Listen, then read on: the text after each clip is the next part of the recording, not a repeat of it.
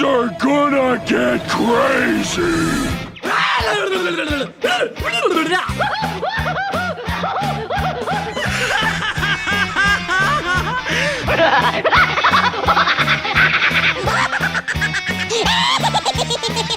Most everyone's mad here. Hello, everyone, and welcome back to another exciting episode of AniMat's Crazy Cartoon Cast.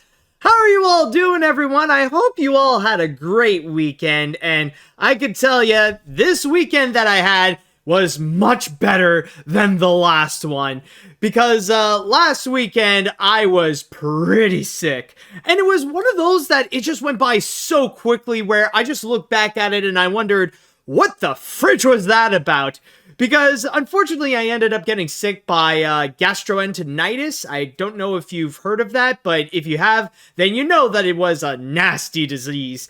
And thankfully, I did take a break last week from making an episode of AniMat's Crazy Cartoon Cast, and it actually really worked out well, because it was also to go and refuel my energy after having 2 episodes in 1 week with that Oscar special, and then a regular episode talking about some major animation news. So in a way, in terms of that kind of scheduling, it did work out, and it did help my body to go and recover from what I went through. But don't you worry, I am now all good, and I am ready to be back to go and cover some of the latest animation news and some entertainment news that we have for this week. So, now that we have returned, now that we are back, I would like to go and ask the chat wall, and I'd like to ask you all, are you ready for today's episode of AniMat's Crazy Cartoon Cast? Let me hear it, folks. Are you ready? Let's see now. Yes. Okay, that is great to see. Yeah! And, I see that you have your birthday. Happy birthday, Alan. All right, so with that said, I believe since the chat wall is all set, it is now time that we shall go. Oh, and thank you, KS19, for the subscription right there. Anyways, what was I saying? Oh, yes, it's time to get things started.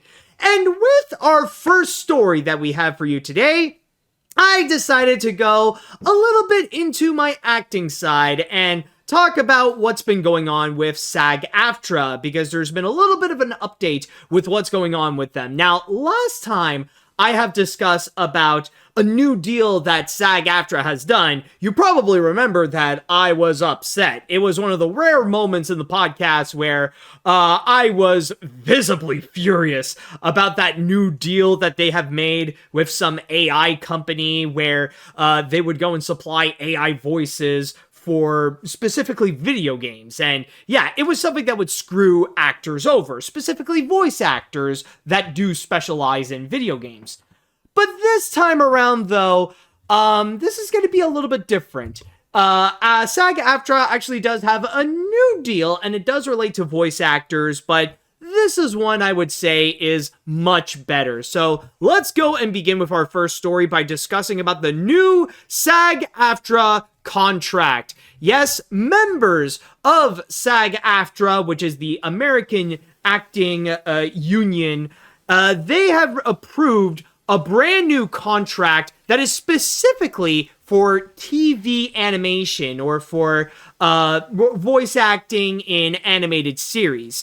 And from there, the members have approved it by, give or take, 95% or over 95%. We even got the specific number here saying that it is 95.52% that the actors or the members of SAG-AFTRA, that they are actually cool with this. Now, what does this what does this contract entail? What is it that voice actors that specialize in TV animation will get? Well, according to my source here on the Wrap, it says here that not only are they going to get a 7% raise, but also, and most importantly, by the way, they are going to be getting protection against AI. And this article here does go in depth into what that means specifically, in which they stated here, according to a summary published Friday by SAG-AFTRA, the AI provisions define the term voice acting as only pertaining to human beings. While the deal doesn't forbid the use of AI to replicate human voices, the recognizability requirement that applies to performers' rights has been adjusted to account for the fact that voice actors often use voices unlike their own, the guild stated. Among those adjustments, the digital replica must be readily identifiable and attributable to the voice actor through contracts or other regular business records, and it doesn't have to sound like the actor as long as it can be shown that the digital replica was made using the voices. In addition, the independently created digital replicas, the replica doesn't have to sound like the actor if it sounds like the character's voice.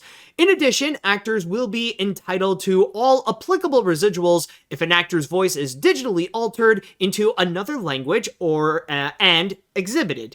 Furthermore, if an actor's only performance in an animated program is a digital replica, the residuals will be calculated based on how much the actor was paid and how much of the time the actor performed the work that was replicated. And on top of that, they have also discussed that some of the other benefits that the actors will be receiving will include streaming residuals. There's also going to be improvements for ADR work, as well as getting mandatory sheet music if the actor needs to go and sing. And finally, the recognition of Martin Luther King Jr. Day and Juneteenth as legitimate holidays.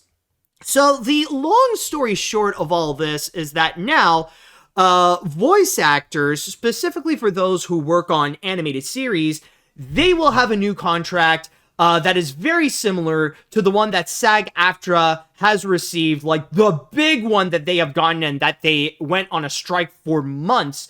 So it's pretty much going to be a bit identical to the one that they have gotten, so that now the voice actors can also get those kinds of benefits. And one thing that is actually very helpful from what I've noticed, especially in terms of the vocabulary that they use, is specifically for voice actors who do use different voices than their own. Like, for example, we know that we have actors like J.K. Simmons, whom more or less would use his same typical voice when he would voice a variety of different characters in animated shows or in animated films. Like, take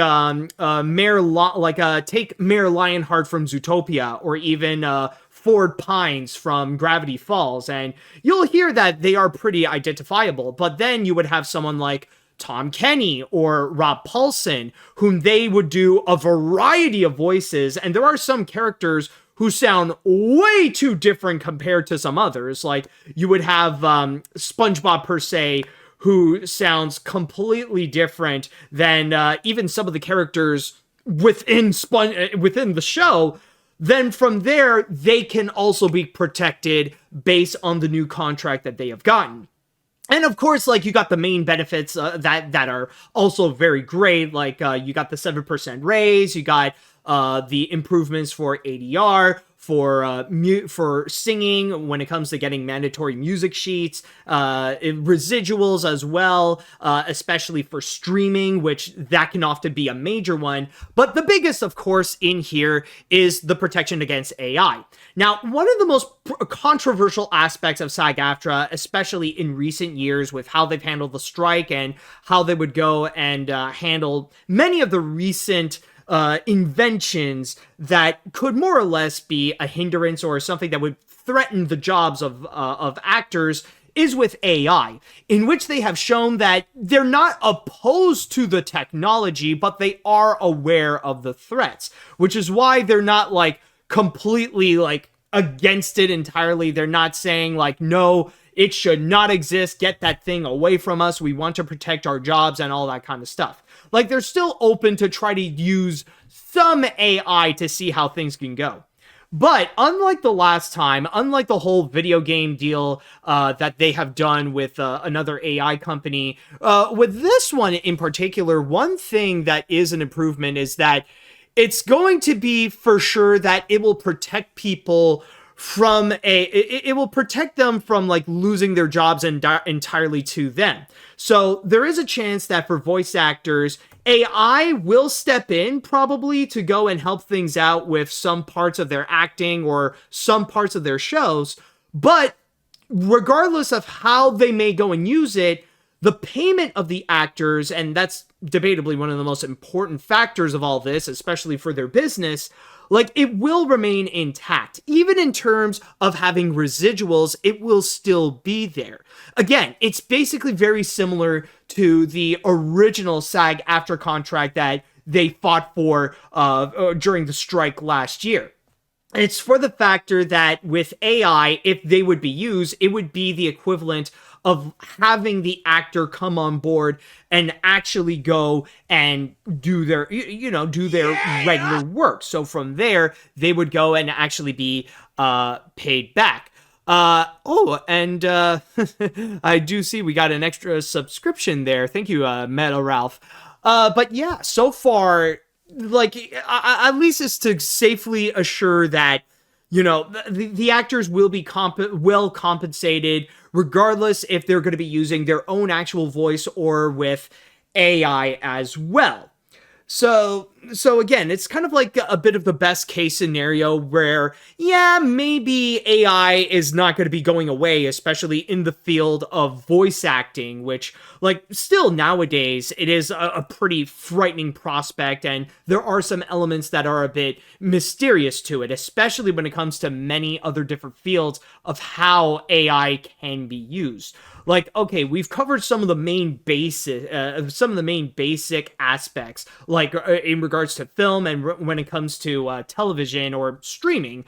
But then there's also the factor of how is AI going to work out in stuff like in many of the other aspects of AI or of AI of voice acting. I mean, like, what are they gonna like? Is there something that they're gonna do in order to address in terms of commercials or in audiobooks or of e-learning? Like, there are many ways that people can have a legitimate career in terms of voice acting that doesn't have to go directly towards either video games or animation or any other forms of character voices. There are some smaller, unconventional ways that your voice can actually be used for other people's businesses that technically you could say that you're a voice actor and you would go and do these things.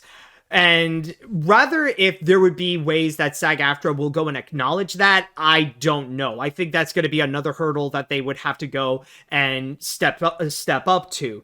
Because again, much like with on-camera work, like there are still some questions that need to be answered. Like, are you going to do something in terms of commercials? Because I know, like, I actually do know some voice actors that their main forte is actually commercials or doing promos or doing trailers.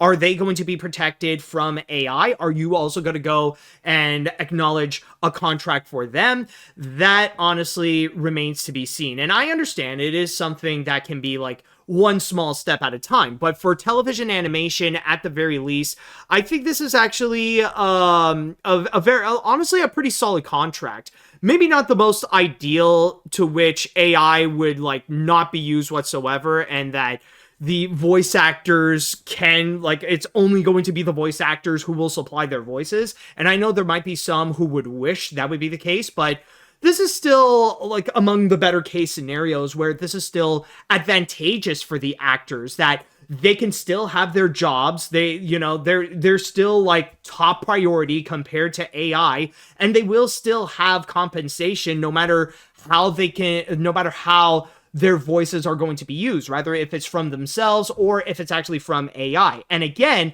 I do like the added vocabulary to go and acknowledge that it doesn't have to be just the natural voice of the voice actors themselves, because there are also other ways that people could go and really use their, to go and use their voice in a completely different way.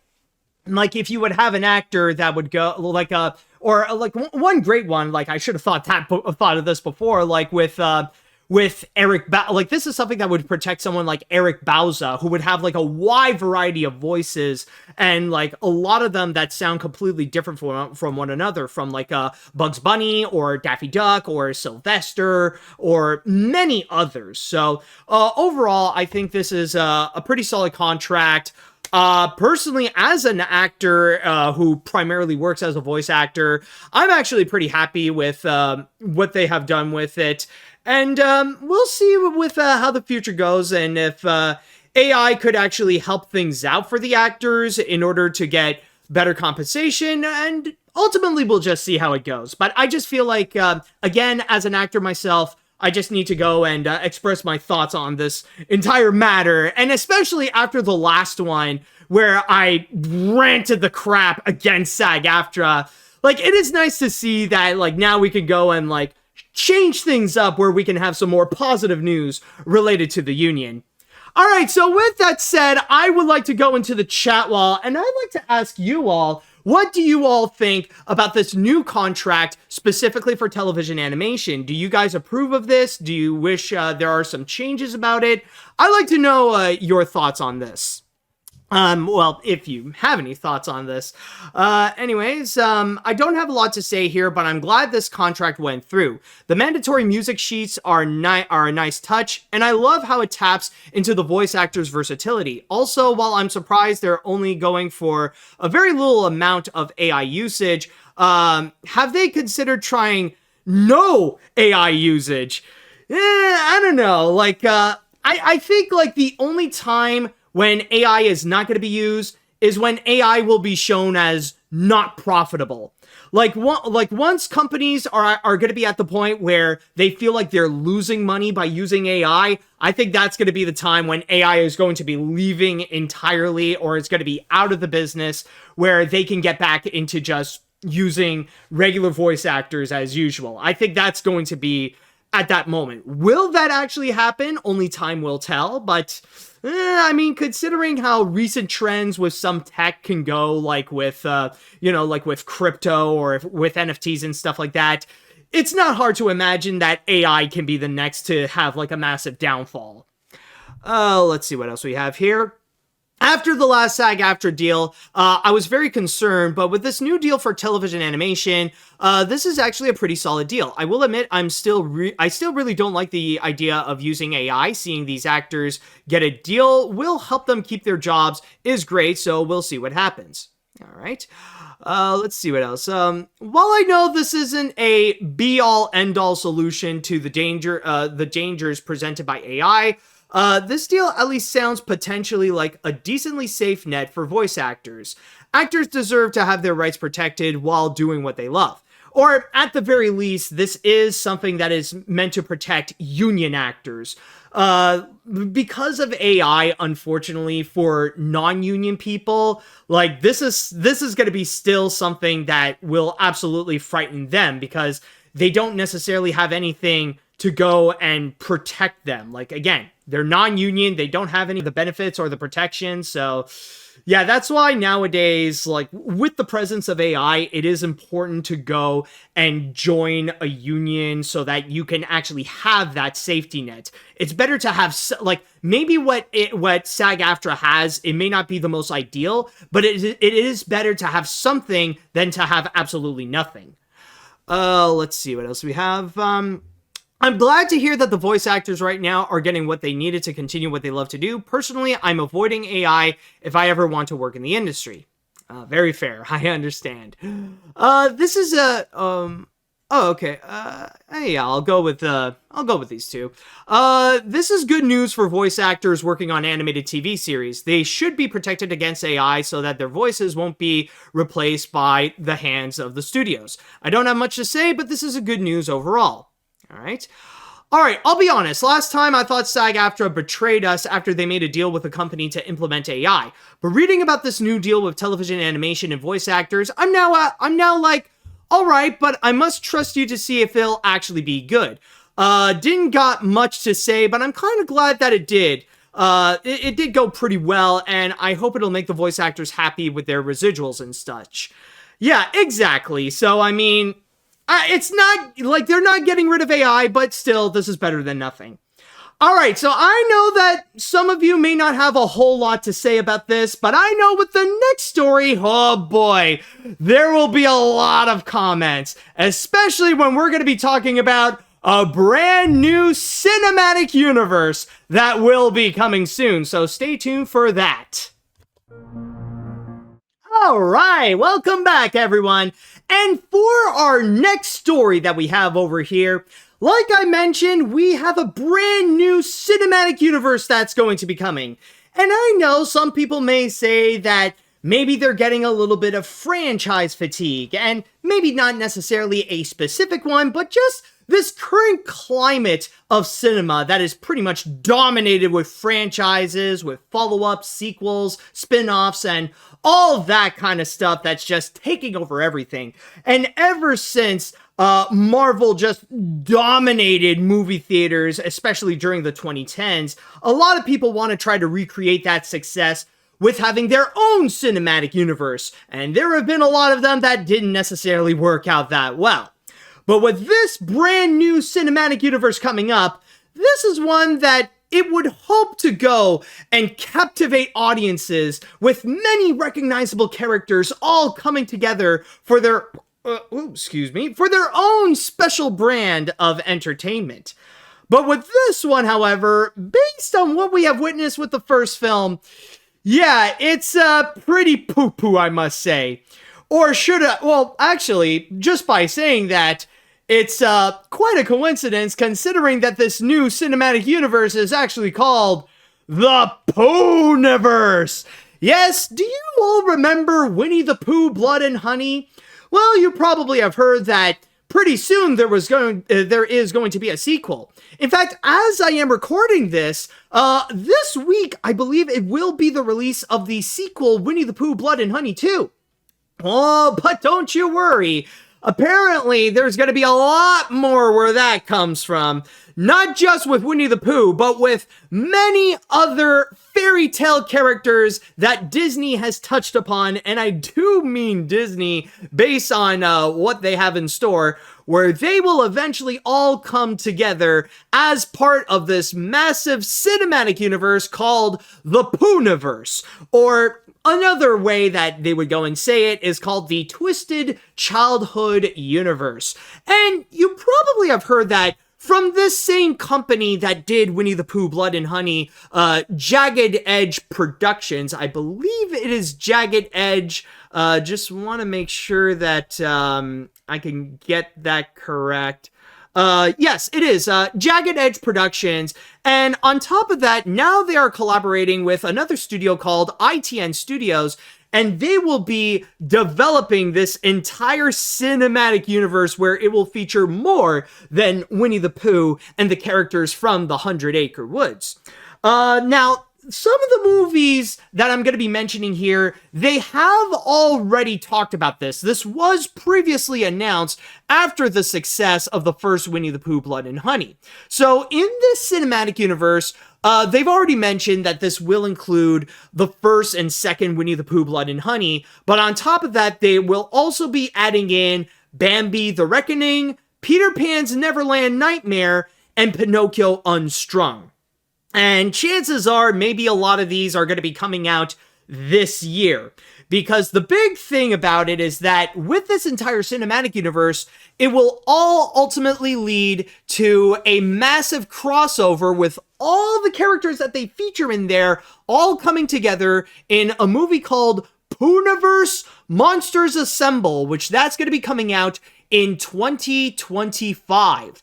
And not only will it be featuring characters that I have mentioned in the titles, like you would get Winnie the Pooh, you got the other 100 Acre Woods characters, and then you also got Bambi, you got Peter Pan, and you got Pinocchio, but apparently there's also going to be some others in which it states here, reading from my source on Variety, that it will have Winnie the Pooh, Bambi, Tinkerbell, Pinocchio, Peter Pan, Tigger, Piglet, the Mad Hatter, and Sleeping Beauty.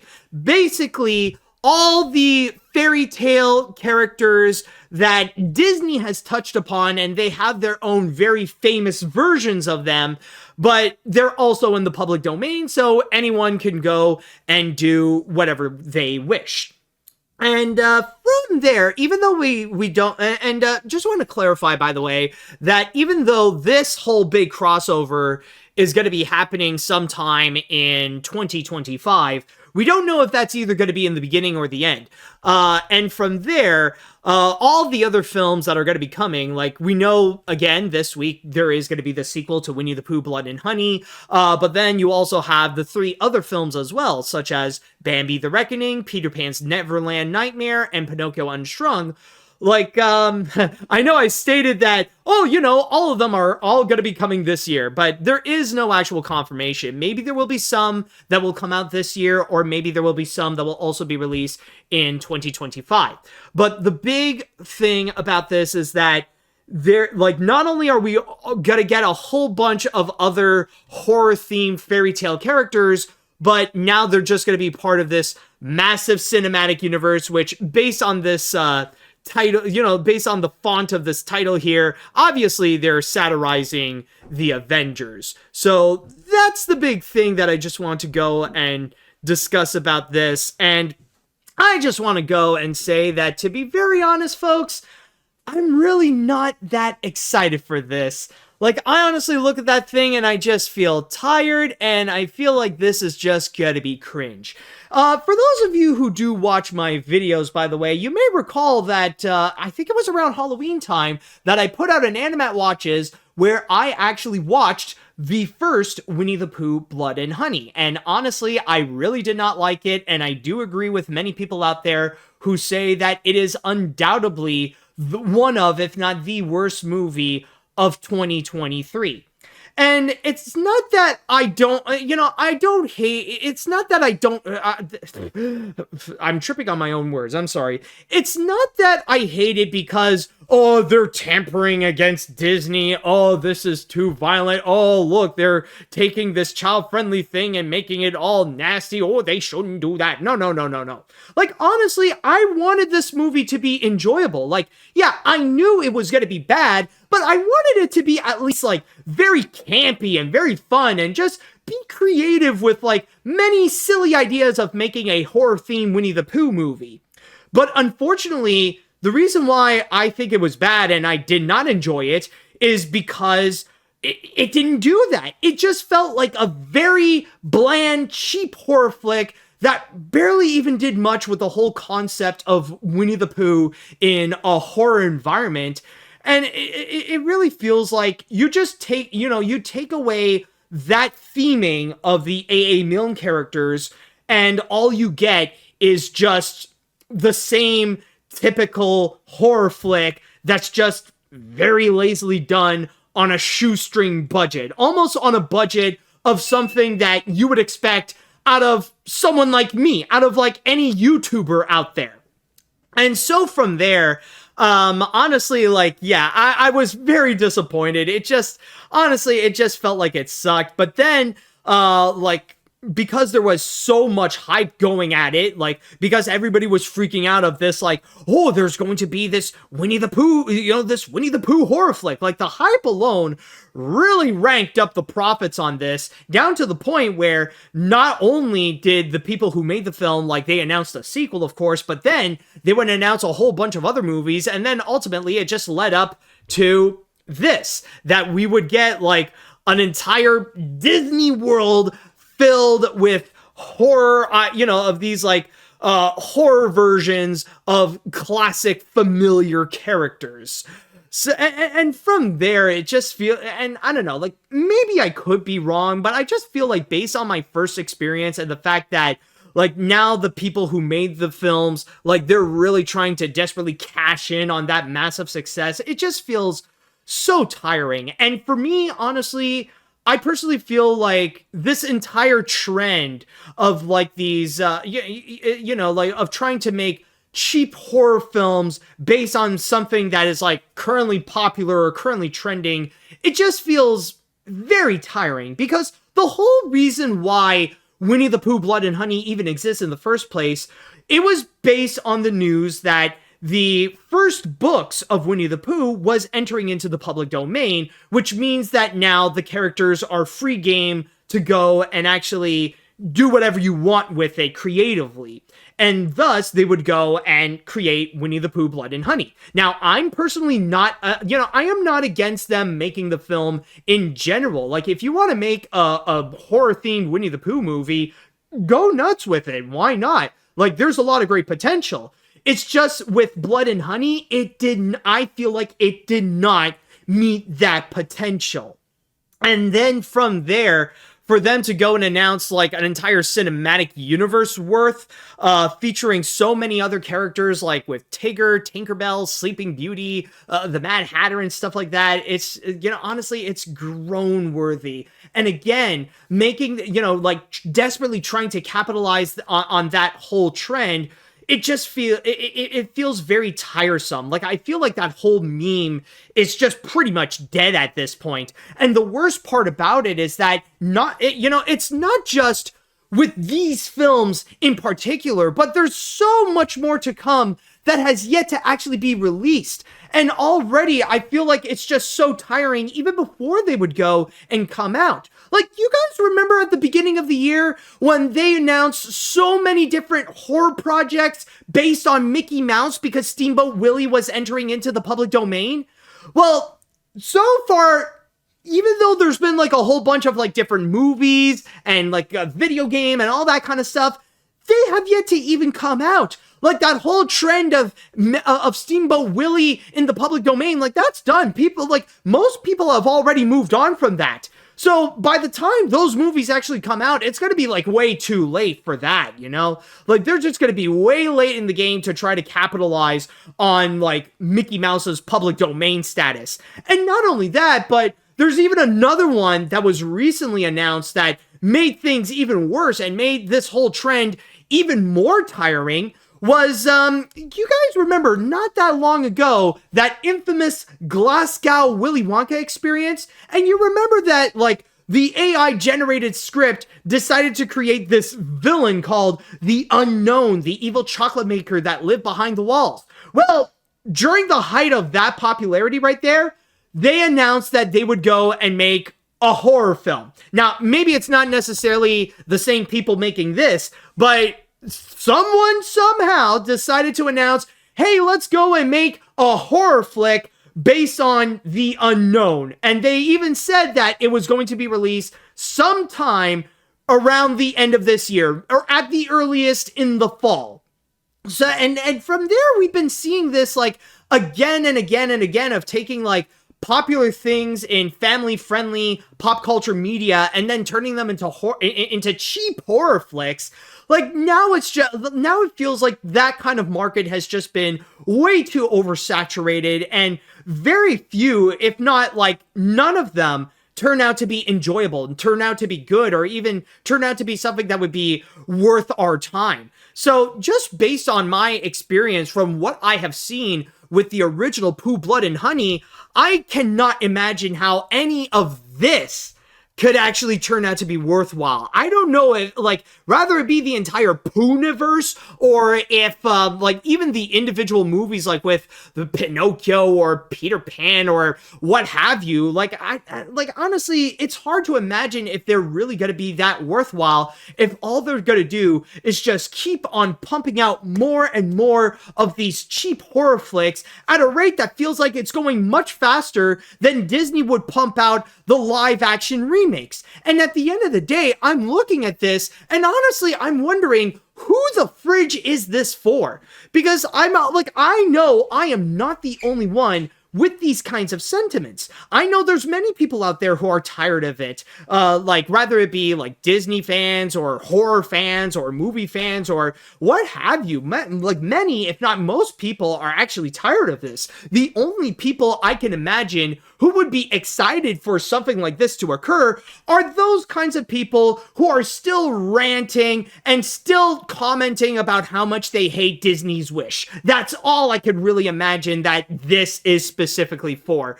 So yeah, I mean, I will say though, there could be that very slight chance that I could be proven wrong. Maybe things can really go up from here. Maybe, like, with the release of Winnie the Pooh, Blood and Honey 2, suddenly the quality would get a massive boost, and suddenly those films are actually more and more enjoyable, where maybe Poohniverse Monsters Assemble could actually be pretty epic. There is that likelihood, but the chances of that are still extremely small, and I still have massive doubts about it. So overall, yeah, I am really not excited for this one. I mean, I already got my taste with the first Winnie the Pooh, Blood and Honey. I don't think I really want more, and the fact that they're really pumping out all this is just, nah, man, I don't think so. I mean, the most positive that I could say is that, hey, I mean, the poster looks very nice. I mean, this is a pretty decent looking poster. Like, you know, there's a lot of it that does look pretty badass, but is the movie going to turn out like this? Highly doubt it. So I just want to go and put out my entire thoughts on this, especially after witnessing myself what is Winnie the Pooh, Blood and Honey. So just got to go and make a comment on that. All right, so with that said, now I want to go and pass this on to the chat wall, and I'd like to ask you all, how do you all feel about Winnie the Pooh, Blood and Honey turning into an entire cinematic universe, turning into a whole Poohniverse, if you will? Do you guys disagree with me and you're actually excited about this? Or do you guys feel pretty doubtful? In fact, I'm going to go and make a poll on Twitch. I'm going to go and actually ask you about that. Let me see here. So, are you interested in watching the Poohniverse? Then I'll ask yes, and then I'll ask no. All right, so let's see what the poll will be. And keep in mind, I'm only asking if you are interested. That doesn't mean if you think it's going to be good or not. All right, so anyways, let's see what the comments have to say right over here. I did not expect the team who made... hold on a sec. I did not expect the team who made the Razzie-winning Winnie the Pooh, Blood and Honey to make a cinematic universe, something that even Universal has failed to do to create their own dark universe after so many times, and I'm already tired of this very quickly. They are doing this as a cash grab to cash in on the cinematic universe that most franchises fail to do, but on a lower budget. Excuse me, folks. And I don't have any faith on this one. No one wants this, and I don't want it either. Okay. Let's see what else we have here. Can we just agree that the Marvel Cinematic Universe was a fluke? I'm sorry, but ever since they took off, studios have tried so hard to create cinematic universes out of whatever IP they have, and most of the time they end up failing. This Poohniverse will probably be another one of those failures. I didn't see Blood and Honey, but after hearing the bad things about it, I didn't even bother. Maybe this will do fine because the budgets are really low, but I expect little interest in them. Well, I mean, the thing is that this is, you know, much like how Illumination make their movies very successful by having a low budget, this is kind of the same thing. I believe the first Blood and Honey, if I do recall, or maybe this article actually would mention it, like, it has a very low budget. And when I say a low budget, I mean, like, it says over here, the filmmakers behind Winnie the Pooh, Blood and Honey, the micro-budget slasher that sparked headlines for turning A.A. Milne's jovial bear into a feral serial killer and made an incredible $5.2 million at the box office after costing under $50,000 to make. So yeah, keep in mind, like, these are people who are able to turn $50,000 into over $5 million.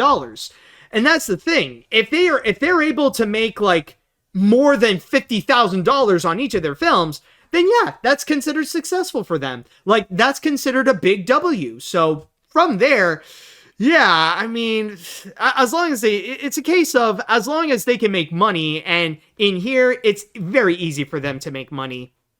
Let's see now. The two Winnie the Pooh Blood and Honey movies is one thing, but an entire universe based on twisted horror fairy tales, no thanks. I just gotta ask, why do you want to do that? I can honestly imagine the Poohniverse movie being so bad that it'll make the MCU movies look superior by comparison. Man, why can't this trend just stop already? I'm very tired of those types of tropes. I mean, again, it's just, it's a very quick and easy cash grab. That's really all there is to it. Let's see. I haven't seen an attempt to add a cinematic universe this desperate since the Dark Universe. I did not like Blood and Honey, and I have no plans to watch the other movies, so needless to say, I'm not gonna give this Poohniverse a go. Unless the Pinocchio horror flick casts Pauly Shore as Pinocchio. That'd be a real true story.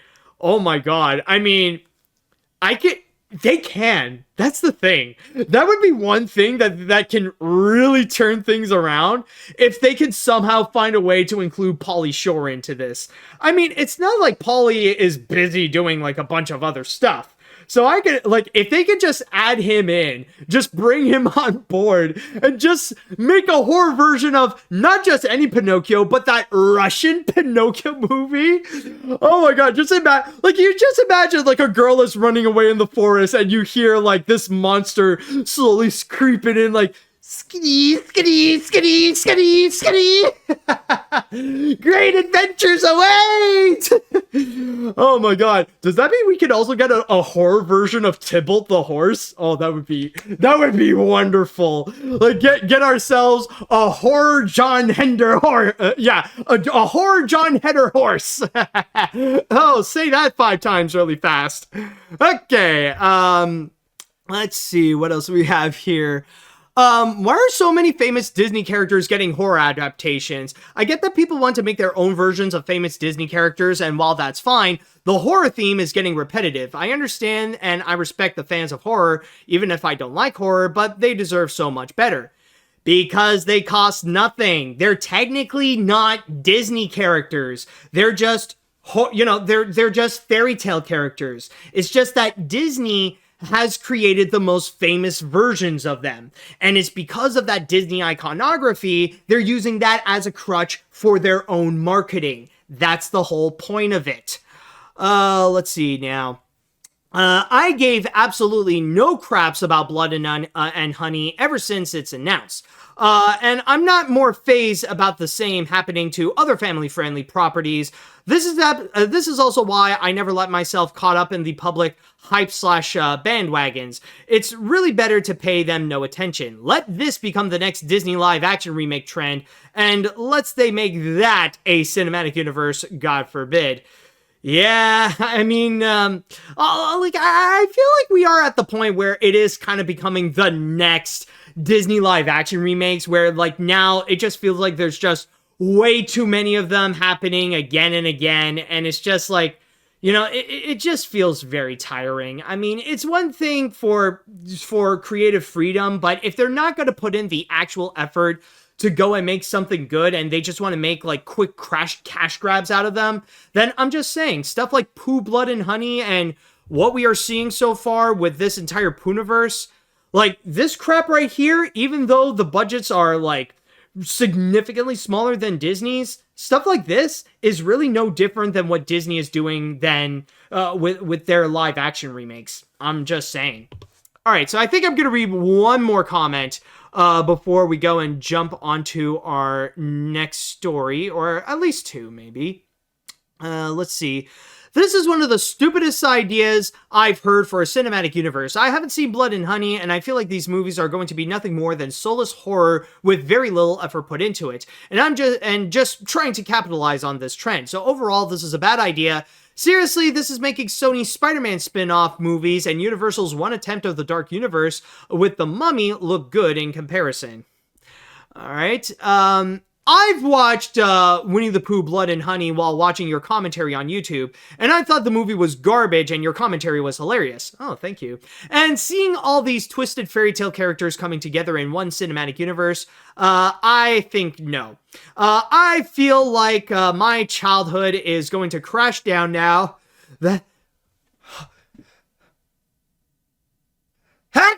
Oh, excuse me, folks. Where was I? I feel like my childhood is going to crash down now that they're making these movies, and I am not excited or hyped on seeing how these movies are going to be. And somehow, on the very right bottom, I see the monster from the creepypasta, The Russian Sleep Experiment. Well, what can you do? All we can hope for now is just maybe these things will just come and go. And considering that the big one is going to be coming out in 2025, maybe this whole trend would be over sooner than we may think. All right, but anyways, we are going to go back. We're going to take a break. I got to go and blow my nose. But when we do return, we will go a little bit more positive. And we are going to talk about one character whom technically he's going to be very close to becoming in the public domain. But hey, at least with this one, it's not going to be a horror film. But it is going to be one that feels a little bit weird, and you'll know what I mean when we come back. And we are back. Now, for our next story, don't worry, we're not going to go into another horror flick. We're going to be going into something different. This is actually something that was announced that I know many people have been waiting for so long. We actually now have, after all this time, a confirmation that the Popeye movie is finally going to happen. Yes, we finally have it, folks. There will indeed be a new Popeye movie that's going to be coming out. And, wait, what's that? What did you say? Gendy Tartakovsky. Oh, animated Popeye movie. Oh, you think this is animated? No. Nobody said anything about animated or that Gendy Tartakovsky is in this. I mean, let's be honest, folks. That project has been long dead. It ain't gonna happen. What I'm talking about, actually, is in regards to a live-action Popeye movie. Yes, it was announced that Churnin Entertainment and King Features are going to be developing a live-action Popeye movie. Now, I just want to let you know that the only thing that has been in development in this is really just in terms of its announcement. Like, the only thing we know is that they revealed this and nothing else. At the most that we do know is that the movie itself, they promised that it's going to have a big budget, and they have assigned a screenwriter on this, specifically that they have gotten Michael Kallio, who previously wrote Sexy Beast, The Family, and an episode of The Sopranos. Now, we don't even have any other info like when is this going to be coming out or who is going to be the distributor. But what we do know is that sometime in the future, we are going to have a live-action Popeye movie. And in terms of this announcement, I am not gonna lie, folks. I personally feel like, I feel perplexed. It's kind of like a weird thing to hear that apparently they want to go and do a live-action Popeye movie. Like, when you think of Popeye, it's hard to think of him as something that you could easily turn into live action, especially when a lot of the signature traits and a lot of the signature aspects of Popeye is related to being a cartoon. In fact, the cartooniness is what makes Popeye Popeye. Now, I know at this point a lot of people are going to stop on their tracks and go and say, but Matt, don't you know that we've already had a live-action Popeye movie before? This is technically not the first time. Remember back in 1980 when Robin Williams starred in that movie? In fact, it was actually the first movie that he starred in.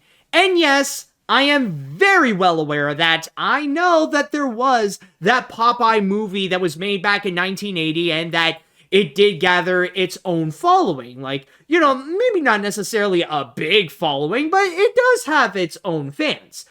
But here's the thing. This is the reason why I feel like it's why I feel very perplexed. Sorry again for tripping on my own words there. The thing is that there is a massive difference between making a live-action movie based on a cartoon back in 1980 and making a live-action movie based on a cartoon nowadays, like in the 2020s decade.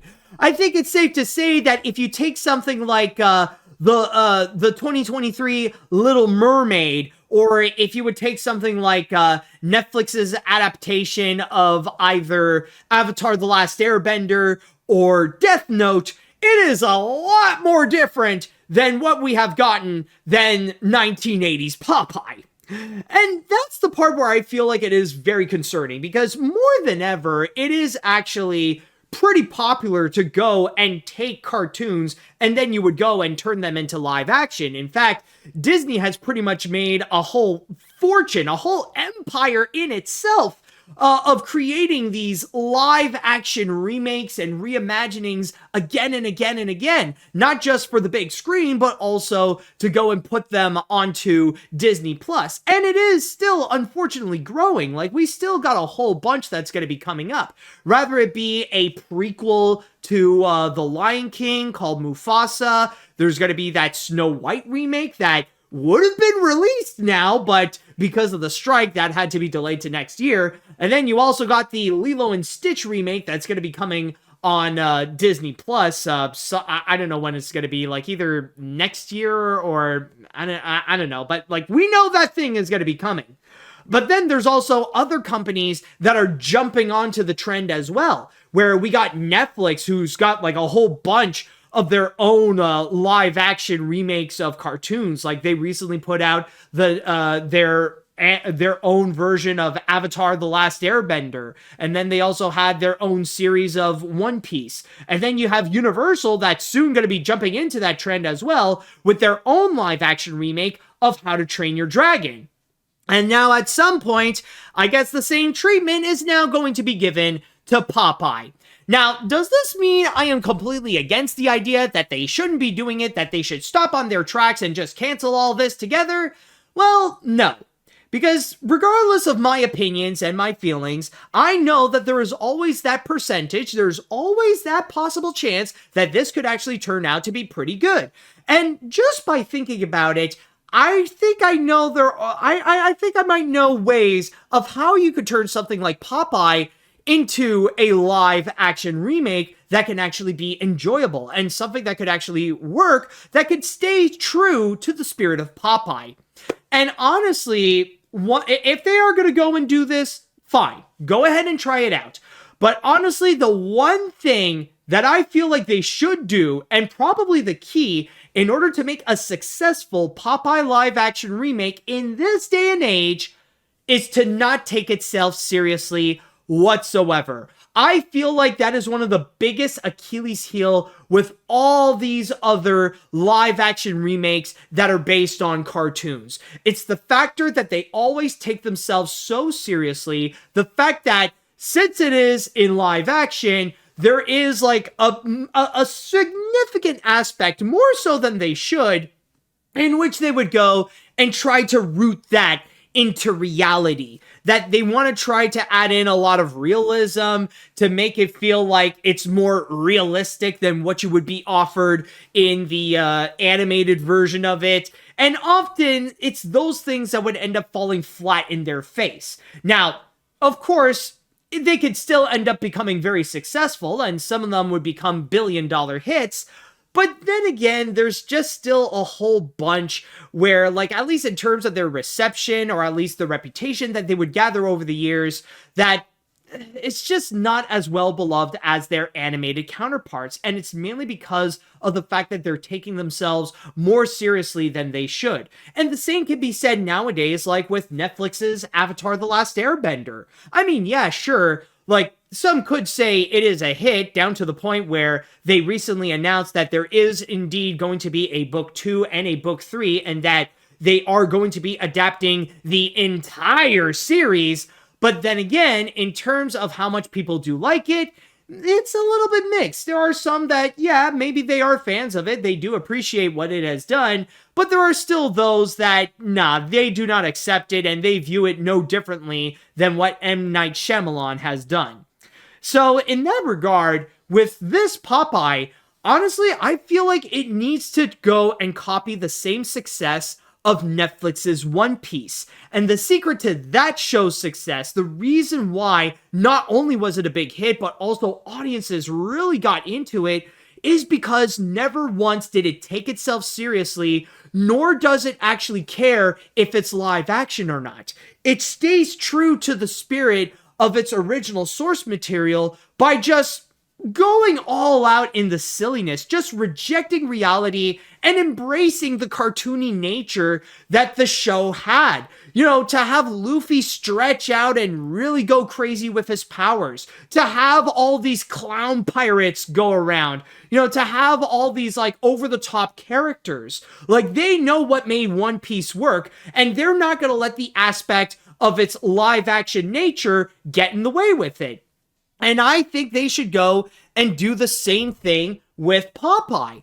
I mean, again, this is a very cartoony franchise, and I think they should go and do the same thing. That, you know, they considering that they did promise that this is going to have a big budget, why not go and spend a significant chunk on the visual effects, where you would have characters like Popeye, see him stretch out and like see his muscles like really expand. Like, you would see like the muscle, like, you know, when he would eat a can, you know, like even go CGI with the can of spinach, where like he would squish it, you know, he would squish the can and it would do a massive arc onto like into his mouth. And then suddenly you see the muscles like, just like this giant mound, just like going in like whooping, and then suddenly whooping, and then like you would see like him flexing, and it would just be this giant mound, and you would see like this little cartoon happening within the feature. Like, go and do stuff like that. Or why not just go all out with like some of the other characters as well, like with Olive Oil. Like, I know this may sound weird, why not give her rubber hose arms, like when she's panicking and like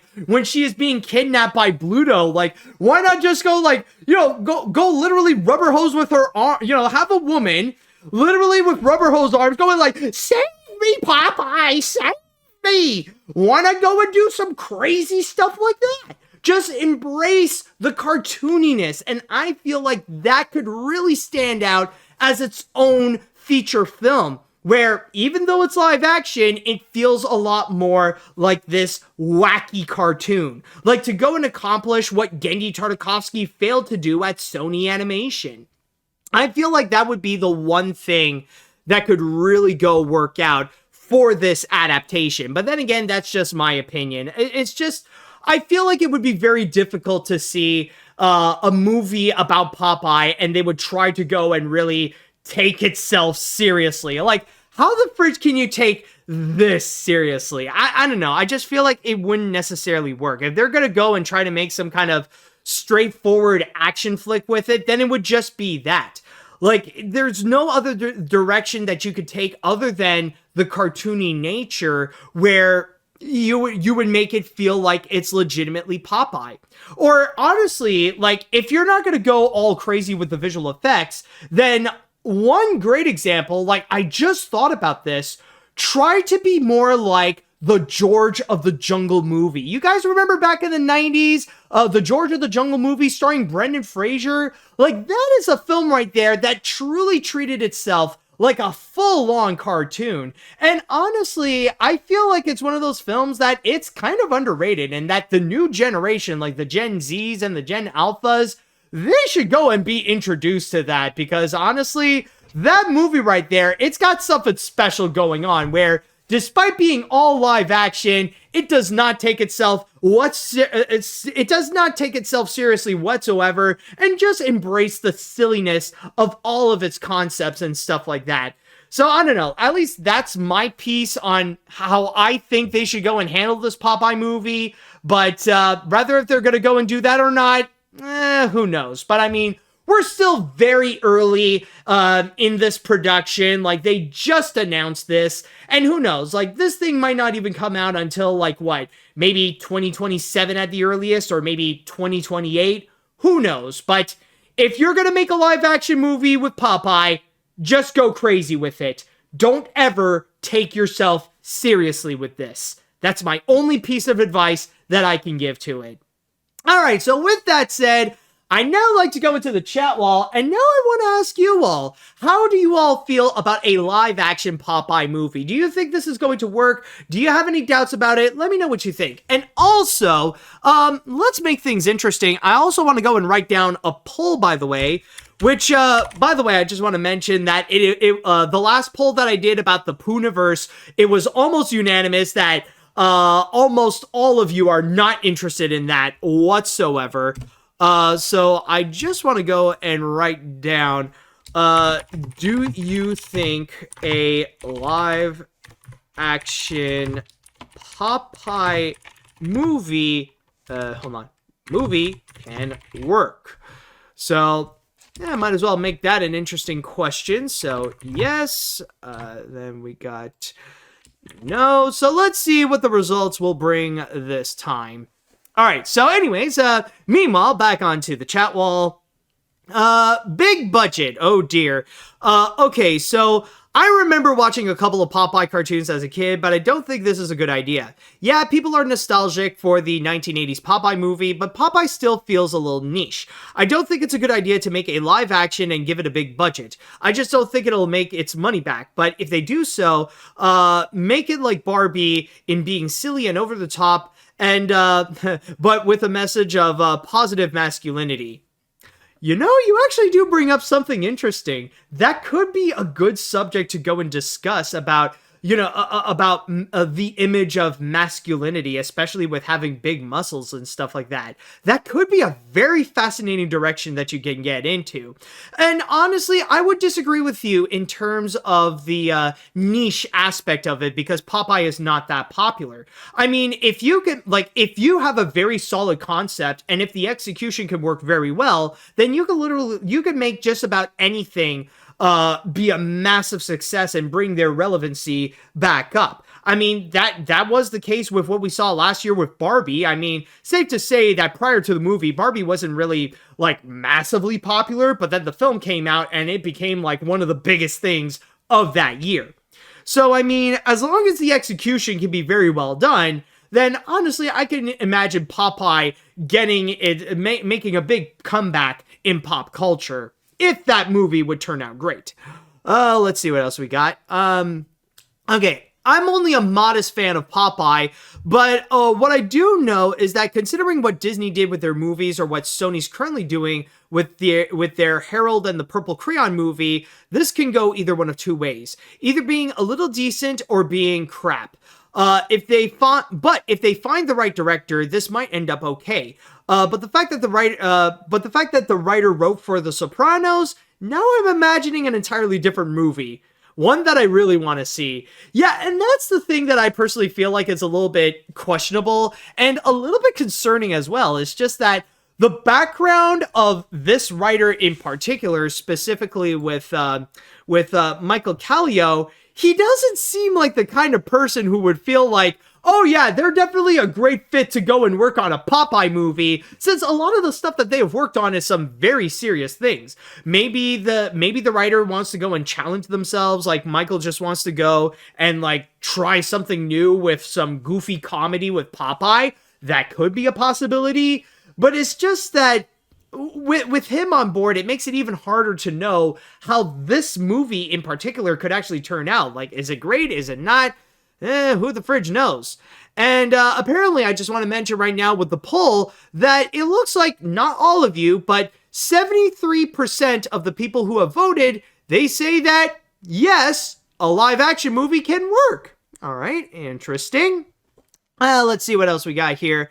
I'm not the least bit surprised that this is happening with a character who's been around as long as Popeye, and I'm sure that most of the people who greenlit this movie have never even heard of the Robin Williams movie. There have been a few live-action movies that go all-out cartoony style successfully, but doing what you said, Matt, and not taking themselves seriously. Okay, of course, there are still those movies that still go down that route and failed, like Cat in the Hat and Son of the Mask. Oh, yeah, that is true.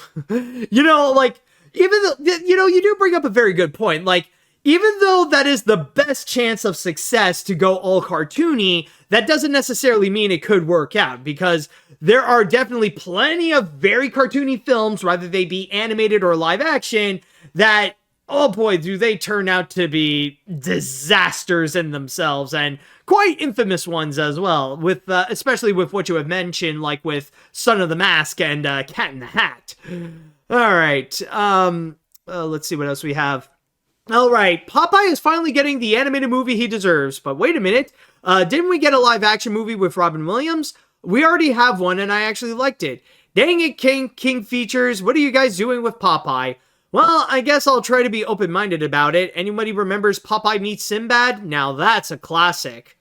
Oh, that, you know what?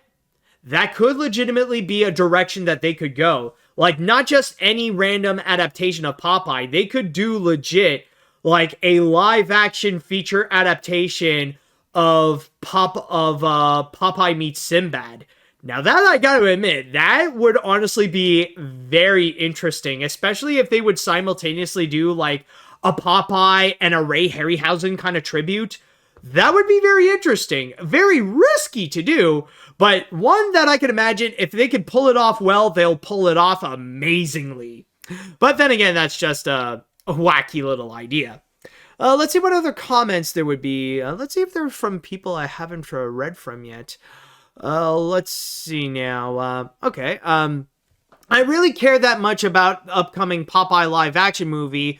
I do agree with the idea of a live action movie being based on cartoons. My favorite one are Scooby-Doo and the Flintstones and the Smurfs. What are your favorites? My favorite so far? That is a good question. I've never really thought about it, but I would guess, so far my fave would be maybe, the 2016 Jungle Book movie. I mean, let's be honest, it's often agreed to be the best one of the Disney live action remakes, but it's something I haven't really thought about, to be very honest. I'll probably have to get back to you on that if there are any more. Let's see what others, any other comments that there would be. Let's see. A live-action Popeye movie sounds intriguing as long as it's not similar to the Garfield live-action movie or the Smurfs movie. Also, they announced this year for Free Comic Book Day, Popeye will be starring in a new manga, which will be about the origins of how Popeye lost his eye as he narrates the story. Bedtime story for Sweet Pea. The book will be titled Popeye, I Lie, Popeye, and the first issue will be free on Free Book Day. Oh, very interesting. Let's see. I think I'll read one more comment before we go on to our next break. I'll just see if there's one I haven't read yet. Alright, we'll go with this one. I honestly do feel very conflicted about this announcement. On one hand, I could see how a live-action Popeye movie could work and stay true to the character. But on the other hand, it really is kind of disappointing we are getting this and not the Sony animation one. In a way, it kind of feels very similar to what is happening with Harold and the Purple Crayon movie, where it was originally supposed to be an animated film, but eventually ended up being live action. Yeah, you know, sometimes things like that happen in Hollywood. Alright, so we're going to be right back. We're going to take another break. And this time around, we're going to go and talk about another movie that, well, technically we already know about it, but now it feels like a little bit more official. But it's just, there is one thing about it that honestly, I can't help but have some serious doubts about it. And you'll know soon enough after we come back from this little break. Okay, so moving on to the next story that we have here, we got another movie announcement. Well, technically not necessarily a big announcement per se. We know that they are going to make this movie, but now we do have a little bit more details, and it looks like it's going to be a bit more official. But like I mentioned before, I have my serious doubts, not necessarily on the film itself, but you'll understand what I mean. And this is in regards to the Cat in the Hat animated movie. Yes, speaking of the Cat in the Hat, there is going to be another adaptation. But unlike last time that it was live action with Mike Myers, we're getting a fully animated feature that will be brought to us by Warner Brothers Pictures Animation. And not only did they reveal that we do have a release date for this, in which they stated it's going to be coming out on March 6, 2026, but also they have revealed the cast and some of the big names that will be attached to this feature, which includes Quinta Brunson, Bowen Yang, Zolichil Gomez, Matt Berry, and Paula Pell. And the main person, the starring role who will be the cat himself, is none other than Bill Hader. And on top of that, they even mentioned about some of the other factors that are part of this. In fact, some of the people who are in the crew, in which it is stated here, reading from my source on The Hollywood Reporter, the film is being written and directed by Alejandro Carloni and Erica Rivinoja, with Daniela Mazzucato and Jared Stern producing. Susan Brandt, president and CEO of the Dr. Seuss Enterprises, and Bill Hader will executive produce. DNEG Animation will be the animation studio partner.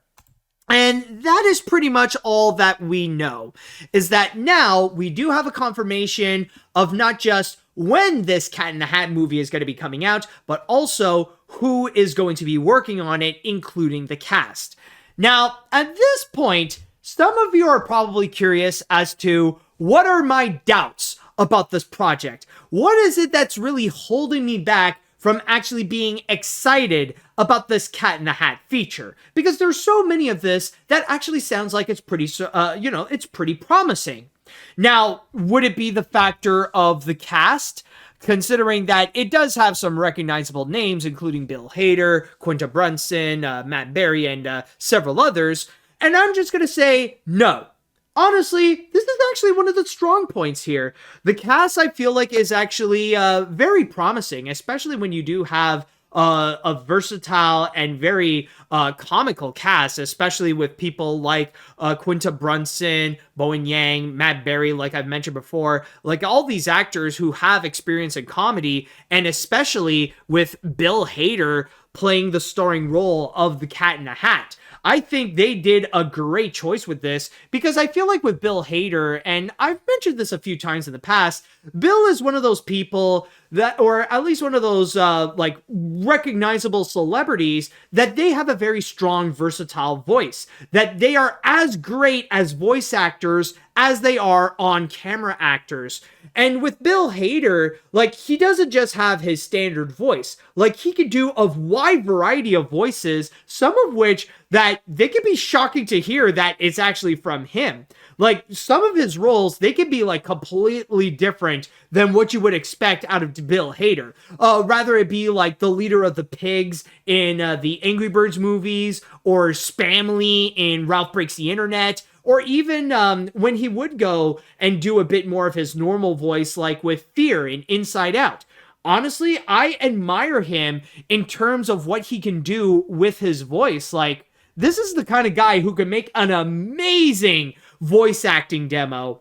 And now with the addition of him doing the Cat in the Hat, honestly, I'm down to really hear what he is going to do. I think he could bring out a great performance. So that is going to be one thing that I'm honestly very much looking forward to.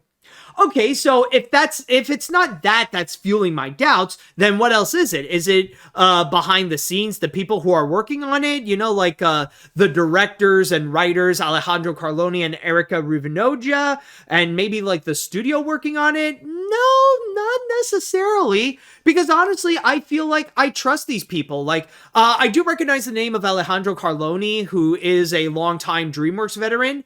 And, he has a pretty, he does have a pretty impressive portfolio. So from there, I do trust the people who are going to be working on this. And especially the fact that you do have the head of Dr. Seuss Enterprises, who is going to be keeping an eye on this project to ensure that it stays true to the spirit of the Dr. Seuss book. Like, that's good. And then, of course, you got DNEG Animation, who's going to be working on the visuals of this. And with DNEG, I think it's safe to say that last year, their animation contribution is absolutely admirable. And even with some of the stuff that they have coming up, rather it be with last year's Under the Boardwalk, or coming soon with the upcoming Garfield movie, or especially the fact that this is the animation studio that worked on Nimona, which was my favorite movie last year.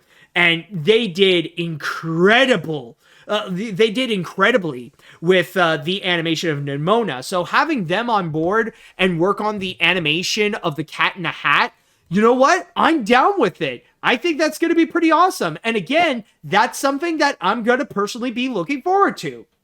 So if it's not that, if it's not any of the people, if it's not any of the companies that are working on it, then what is it? What is fueling my doubts about this Cat in the Hat movie?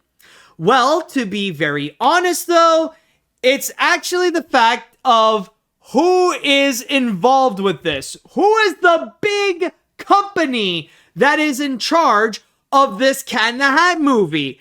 It's the fact that this is from Warner Brothers. And not only that, the fact that they announced that they're going to bring out an animated feature coming soon in 2026, in 2 years from now.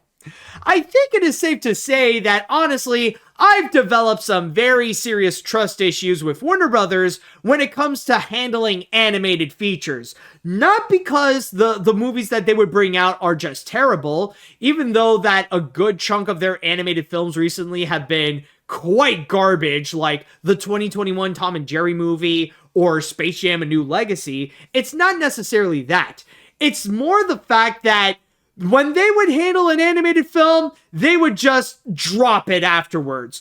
And yeah, we know about their infamous controversies with taking completed films and just turn them into tax write-downs.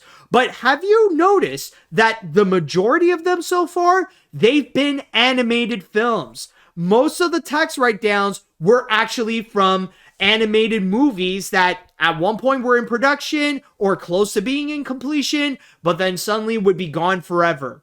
You know, it's not just about Batgirl, but there's also Scoob Holiday Haunt. And then, of course, we got Coyote versus Acme. And then there is the factor that they have received $110 or $115 million in just tax write-downs. And they were legitimately from canceled projects from their animated movies division because they want to go and reboot their brand to become Warner Brothers Pictures Animation. And some people are saying that one of them might actually be Coyote versus Acme. So in that regards, okay, you want to make this Cat in the Hat movie? Fine. But is it actually going to be completed? Is it actually going to be released? That honestly remains to be seen. I mean, who the fridge knows if this whole thing right over here is just going to turn into one massive tax write-down. So that's one thing that I have my massive doubts on. And not to mention the factor of Warner Brothers in itself. Like, the big question that I have with all this is just, okay, if you want to release a Cat in the Hat movie in 2026, are we even going to still have a Cat in the Hat, not just a Cat in the Hat, but are we even going to have a Warner Brothers in 2026? Because keep in mind, all those rumors that they have going around, it's still lingering. Like, we're still waiting to see what is the fate of Warner Brothers. I mean, like, you probably heard about the speculations that maybe, like, coming next month in April, that Warner Brothers is going to be ready to go and sell entirely.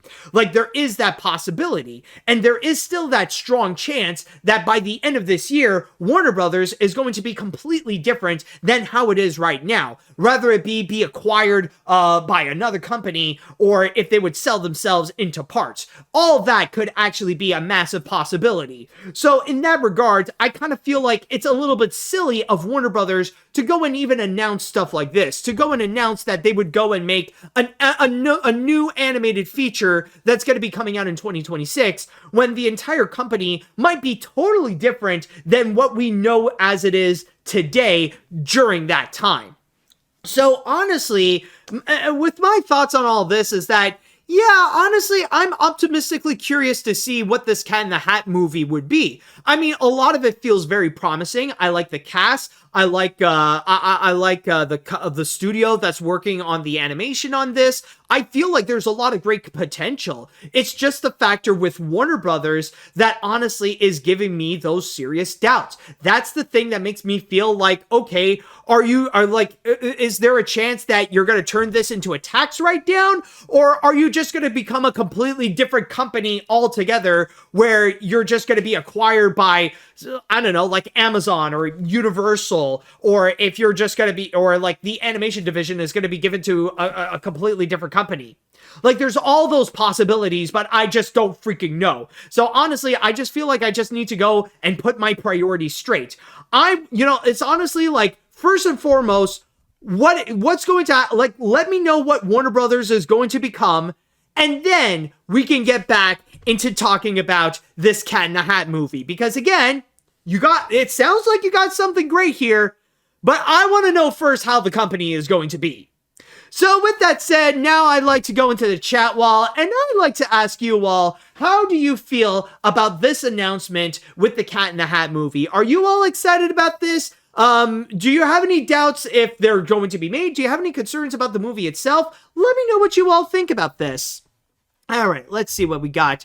So, while I will admit I'm definitely curious and hopeful for this Cat in the Hat movie with a solid cast, for me, I definitely agree with the fact that we are talking about Warner Brothers, and given the large grocery list of stupid decisions they have made, I am a little concerned. Also, it's worth noting that this is the third time an SNL member has played the Cat in the Hat, with Mike Myers, Martin Short in that preschool show, and now Bill Hader. Yeah, I mean, like, I don't know. I feel like you need to have like a major comedian in order to go and bring these classic Seuss characters to life.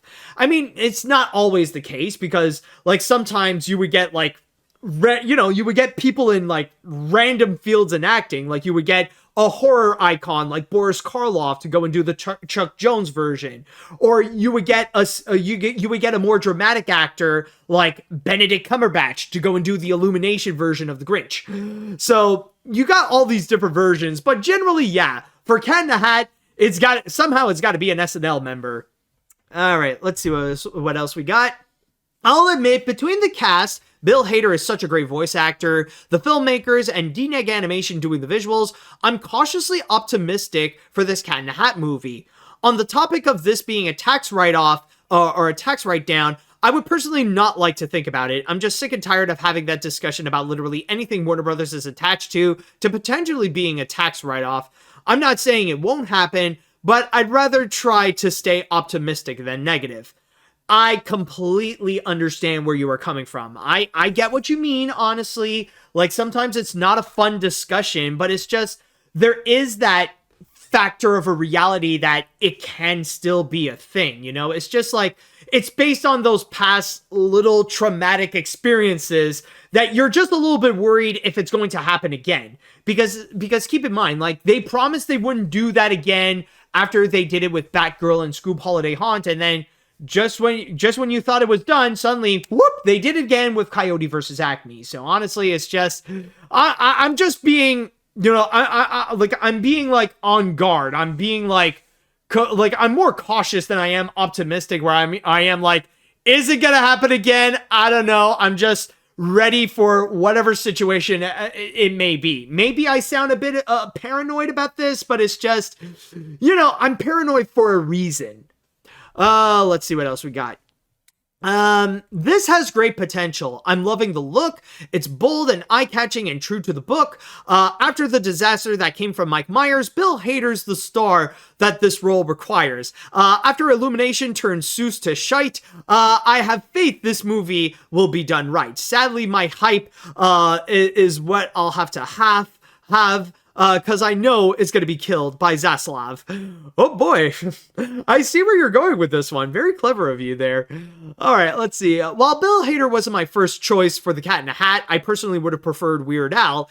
He is a great choice. Plus, the last time Warner Brothers gave us a Dr. Seuss adaptation with Green Eggs and Ham, it ended up being fantastic. So I'm going to remain cautiously optimistic about it.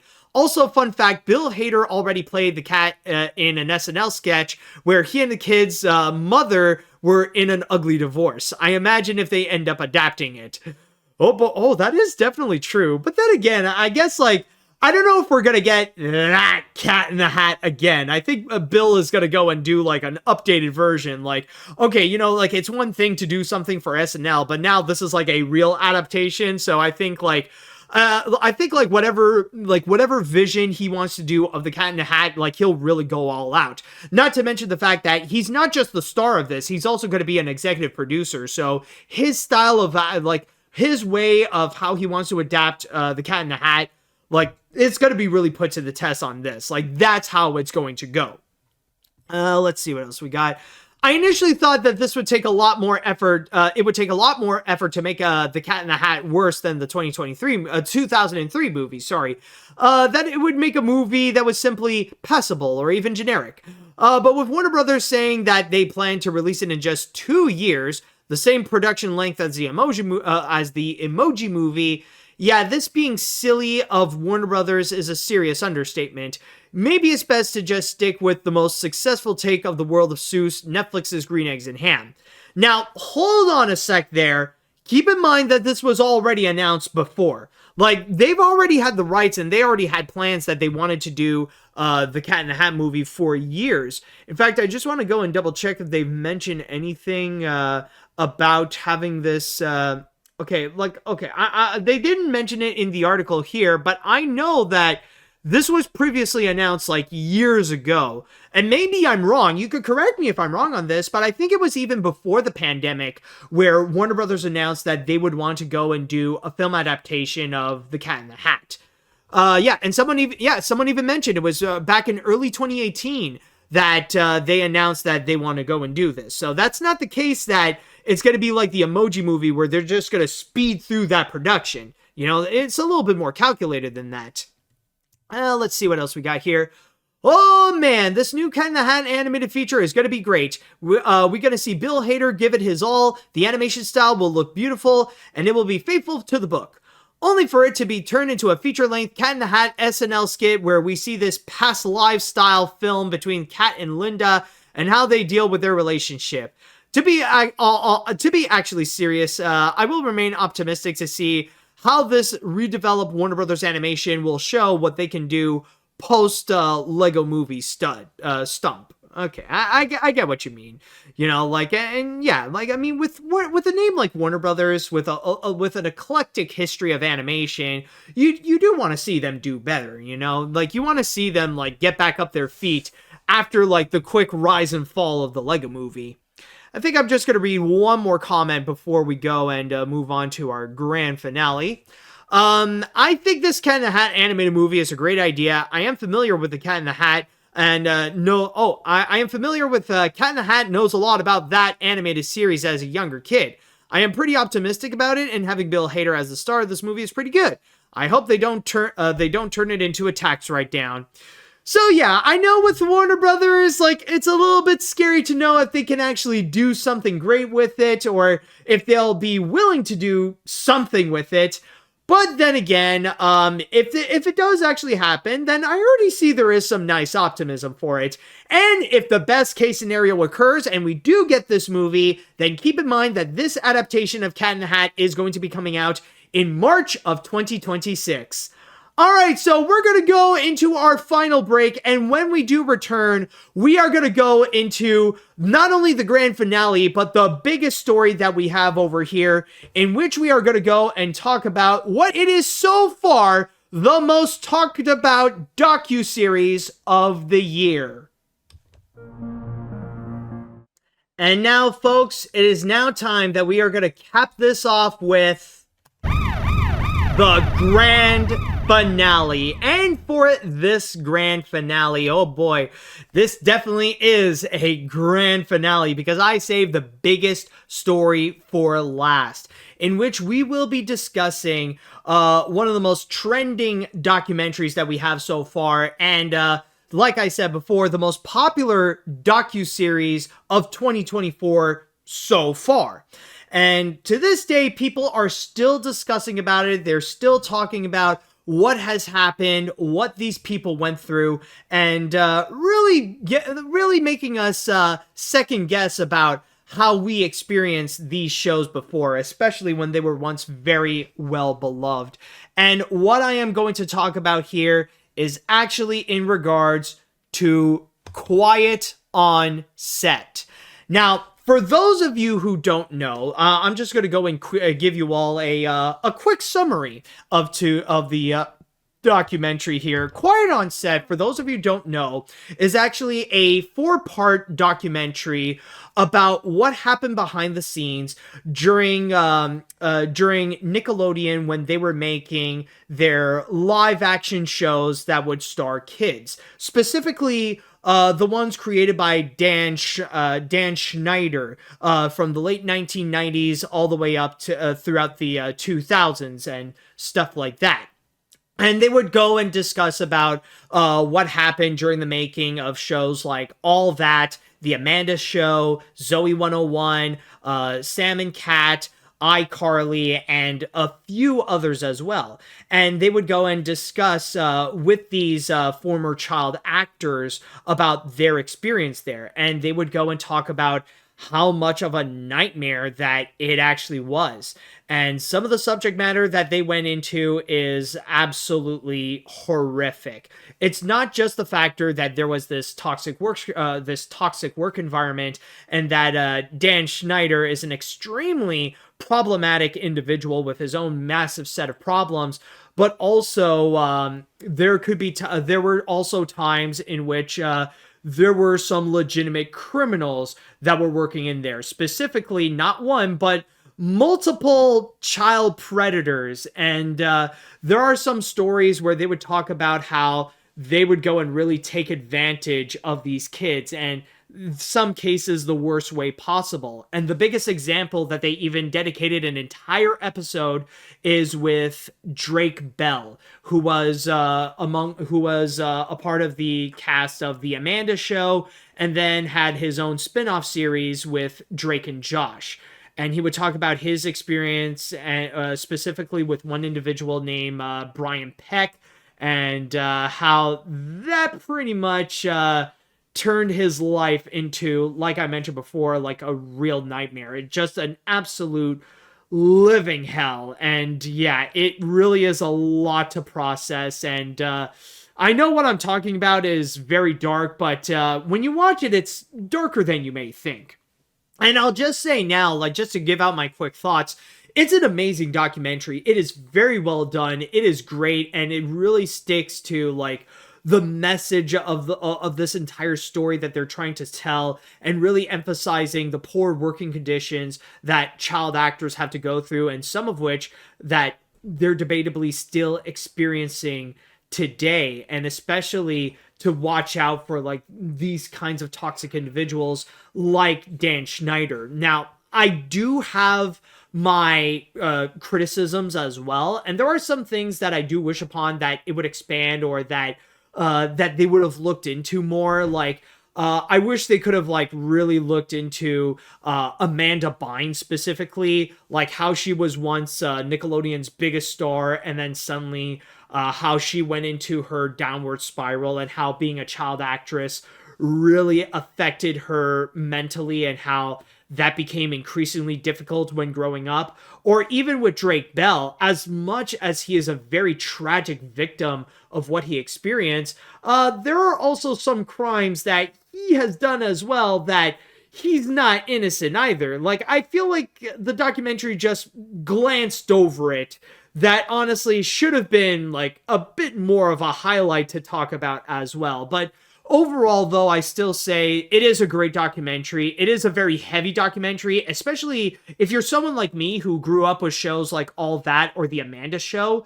Like, they're fantastic, but you know, it's like, it's a great series. It did very well in terms of what it's trying to do, but it's the kind that, like, you can only watch it once, because, oh boy, it's a lot to sink in. And even, like, as I'm recording this, I'm still trying to let what I've witnessed to think that in.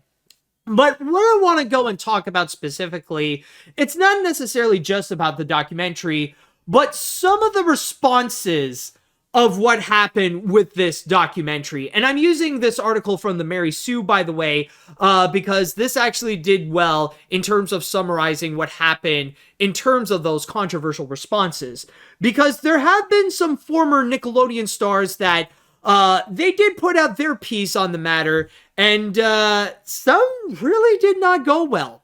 One big example is with Josh Peck, who was the co-star of Drake and Josh alongside Drake Bell, and, you know, like, they've basically been TV brothers, even, like, starting out with the Amanda Show. And around the time, like, at the height of Quiet on Set's popularity, Josh Peck put out this little TikTok video that was very ominous. And I'll just quickly show you what it is. It's basically Josh Peck lip syncing to this one clip, and it goes like this. If I haven't talked to you since 2023, take that as a fucking sign that you don't exist to me anymore. Damn, you fucking bug. You got sprayed with the raid. Bye. See you never. Like, okay, maybe that, okay, or I don't know if it is like I don't know if it is someone, if it is like actually lip syncing to a different clip, or if that actually was Josh Peck. But like, he just posted that clip, and he didn't necessarily provide any context other than the fact that, well, it was released around the same time as everybody talking about Quiet on Set. And a lot of people have interpreted that as Josh Peck's response to what happened to Drake Bell. And as a result, a lot of people gave Josh Peck hell for this, thinking that this is his response to Drake Bell and what happened to him, and him saying that he doesn't care. Because it is true that the real relationship between Josh Peck and Drake Bell has been very complex, and that their friendship was very on and off. And a lot of people are thinking that this is Josh Peck just making fun of Drake Bell and stuff like that, and just a lot of people, as you can see, there have been several posts where people are just giving him some serious backlash over this. And it didn't necessarily help either that Josh Peck was also just blocking anybody who would go and message him regarding either Drake Bell or regarding the Quiet on Set documentary. So, like, it just added fuel to the fire. But it wasn't until Drake Bell himself actually addressed the whole controversy related to Josh Peck. So I just want to go and show you what he has mentioned. He actually responded through his own TikTok, and this is what he has to say on the matter right over here. I just want to clear something up. I've noticed a lot of comments on some of Josh's TikToks and some of his posts, and I just want to let you guys know that this is really processing this and going through this is a really emotional time, and a lot of it's very, very difficult. So not everything is put out to the public, but I just want you guys to know that he has reached out to me, and it's been very sensitive, but he has reached out to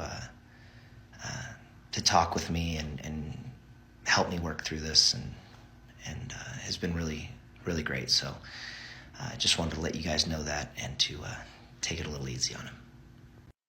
So, according to Drake Bell himself, apparently what did happen behind the scenes is that Josh Peck is actually aware of what happened to Drake Bell and has actually seen the documentary and is actually helping Drake out. Like, he contacted him privately.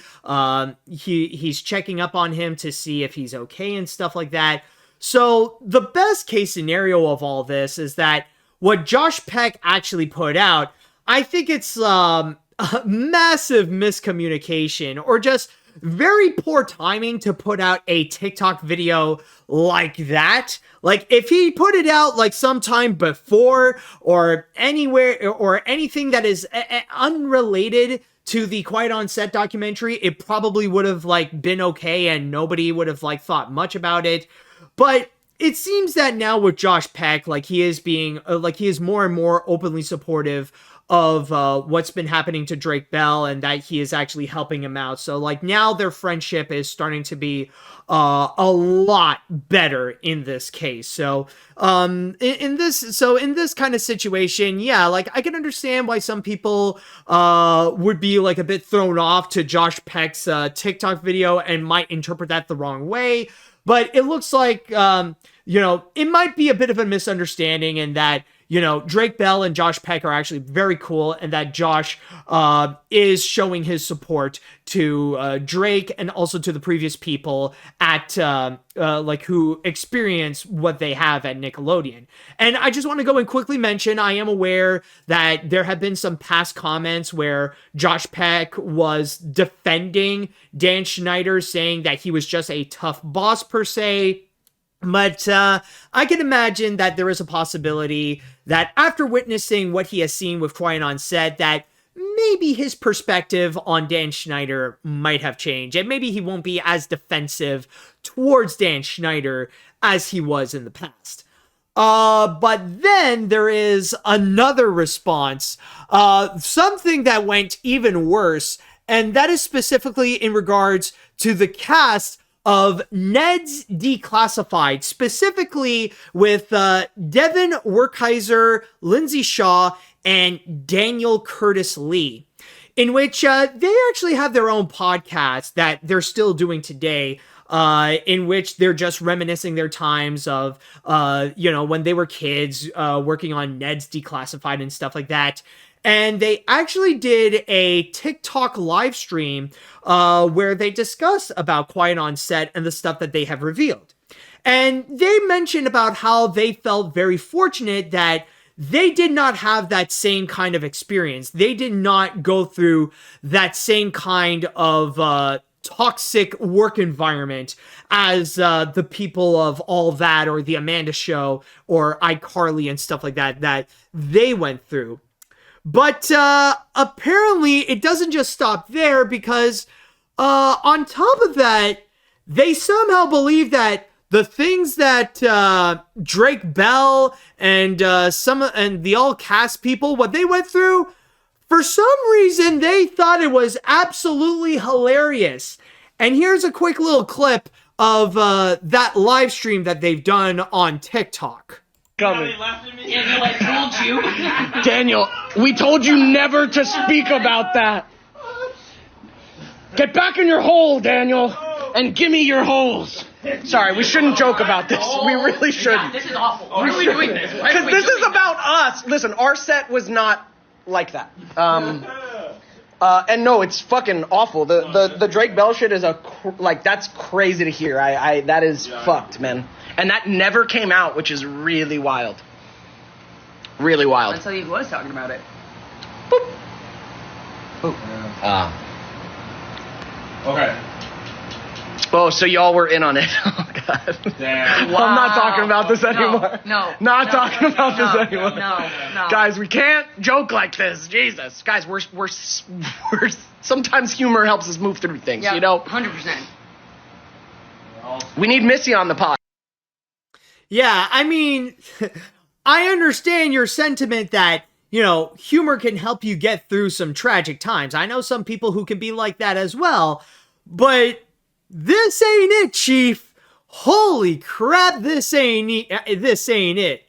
Like, y'all are treating Quiet on Set like it's a freaking comedy hour, and that Drake Bell is just doing one of his usual bits like in The Amanda Show or something like that.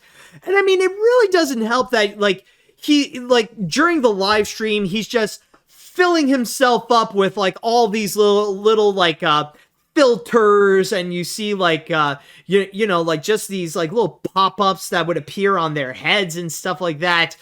And yeah, the thing is, with the way that they're joking about it, it's nah, this ain't a freaking joking matter. I don't know if you've watched the same documentary as I did, but yeah, there's nothing funny with what has happened in the entire documentary.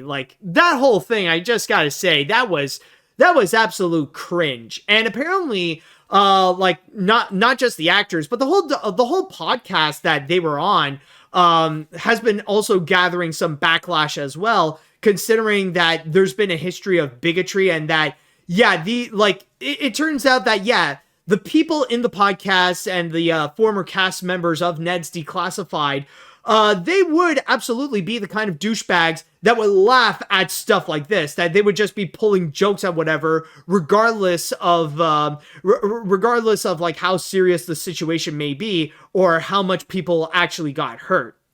So, and I know that technically it is true that they did put out a proper apology afterwards.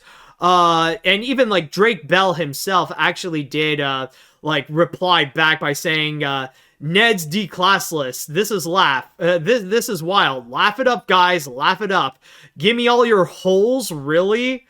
And then it wasn't until Devin Werkheiser did put out an apology in which he actually stated on social media, I was being an idiot today. No way around it. I feel horrible that my dumbass was even speaking about this without seeing it. I watched Quiet on Set tonight and I am horrified by the gravity of what Drake and others shared. Truly heartbroken about what my fellow actors went through. I can't believe they weren't protected. I'm sorry for compounding any hurt. Like, seriously though, it's like, nah, man. Like, you should have watched this. Even I went through the trouble of actually watching the entire documentary before even commenting about it. And I mean, like, the fact that you just blindly jump in and then suddenly you just want to make jokes about it, it's like, nah, man, it's like, it's way too late. You absolutely messed up. All the people there, like all the Ned's Declassified people, like who were involved with that live stream and in the podcast, just take the L and shut up, okay? That's all you can do. Just, again, take the L and just shut up. But that is nothing compared to what is the worst response out of all of them. Yes, much worse than even what we have witnessed than the Ned's Declassified one. One that everybody is really piling up that this dude is just the absolute worst and shouldn't even be making a response in the first place. And that is in regards to debatably the main antagonist of Quiet on Set, Dan Schneider himself. Yes, Dan Schneider actually went and made a 20-minute or so video about him addressing what happened with Quiet on Set and tried to make this entire apology. In fact, this is actually found on his YouTube channel, in which he actually did this interview video with the guy who played Tebow and iCarly, Boogie, in which they discuss about what has happened, and he tried to make this entire apology, and nobody's buying it. And this video, holy crap, has it been getting backlash? Like, not only are the comments completely turned off, and I think you can guess as to why, but even the dude is getting ratioed absolutely hard. Like, yeah, he has gathered 11,000 likes on this video, but at the same time, he's also been gathering 134 dislikes on this. And honestly, after watching this, yeah, I understand as to why. Nobody is freaking buying the apology because his apology is full of crap. Like, it doesn't actually sound very sincere based on like what we have heard about the stories of Dan Schneider in the documentary over here. And then suddenly watching this, it's like, yeah, no, they're like, these are two completely different people. And like, you could tell that with this one, it is artificial. Like, it's so artificial that you question if like the apology was written on an AI script or something like that. Because I can guarantee you this is a guy who had no remorse over what happened to any of the actors. Like, yeah, he'll pretend to show that he would care about the people that he worked with on set, but then afterwards, like, they're just on their own. Like, this dude's top priority is just being a success and gaining as much power. I would even say that Dan Schneider, I would say he is indeed an innovator. This is a guy who is a pioneer in this field, like in terms of making kid-friendly television but for all the wrong reasons. This guy has festered such a dangerous, toxic work environment that he found new ways in order to go and traumatize kid actors, to really go out of his way and to really make this kind of environment where it would seem like a dream when the kids are working on set and making like these comedy sketches and stuff like that. But then afterwards, they would be scarred for life, and their life would legit be worse, where they would look back and realize that what they're doing is just flat out wrong.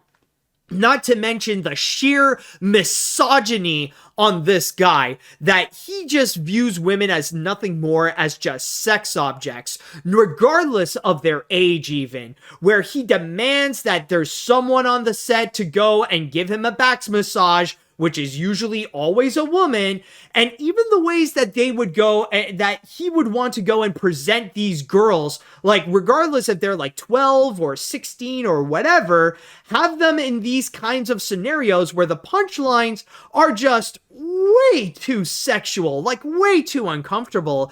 And honestly, it's because of that kind of comedy style. It's why I don't think I could ever look back and rewatch stuff like All That or The Amanda Show, because yeah, many of these implications, like, they are indeed extremely creepy. Not to mention that with that kind of comedy style and with the kind of toxic work environment where he can be like a very fierce and like threatening boss, like, it's kind of the reason why, like, it shouldn't be that much of a surprise in which child predators would be festering onto the set. You know, like, you probably, like, if you've watched the documentary, then you know that there were 3 child predators within during the time when Dan Schneider was taking over Nickelodeon, one of which being the infamous Brian Peck, who is an absolute monster of a human being. And with the way Dan Schneider works around, where he would be sexualizing minors and using them as gags, and the way that he keeps collecting power,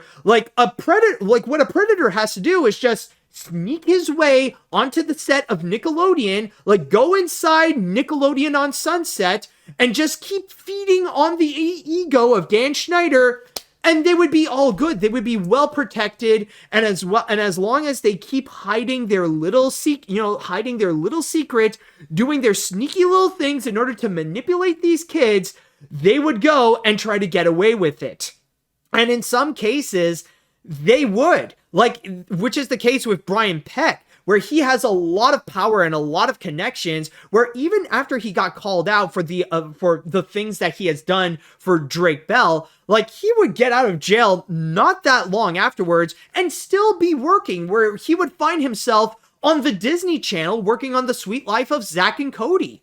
Like, it really is that bad. And honestly, like, as much as, like, those people are legitimate child predators, I would honestly consider Dan Schneider as a child predator as well. Like, we don't know if he actually has a record of actually assaulting any of these kids, but the way that he would treat them, especially with the kind of gags that he would do, and especially a lot of them that they would just be like cum shots as like a punchline, where like a girl would be like splooged in the face with some kind of weird substance. Like, in that regard, like, honestly, the dude is an absolute creep. And yeah, like, with this apology, nah, like, no one is buying it, and the dude deserves to live the rest of his life to face the consequences for his actions. And honestly, it's people like Dan Schneider, the reason why one of the best things to happen in recent years is the hashtag #MeToo movement, to go and raise awareness, not just on women being harassed and assaulted on movie sets, but also to put up a highlight on poor working conditions and to emphasize the well-being of others, especially when it comes to child actors, because they are the most susceptible to face this kind of trauma, and that when they face it early, it's going to be something that would really ruin the rest of their lives, such as what we have seen with people like Amanda Bynes or Drake Bell, or with some of the people that they would go and talk to in Quiet on Set, where they would talk about their substance abuse with trying to cope after what they have experienced during their time on Nickelodeon. And even Nickelodeon deserves to have some form of scrutiny as well, where they barely did much to go and address any of the issues. And at the most, at the end of each episode, all they would say is that, oh, Nickelodeon responded with, oh, we're taking care of things. We're trying to be more aware about protecting the kid actors and stuff like that, with not much heart into it.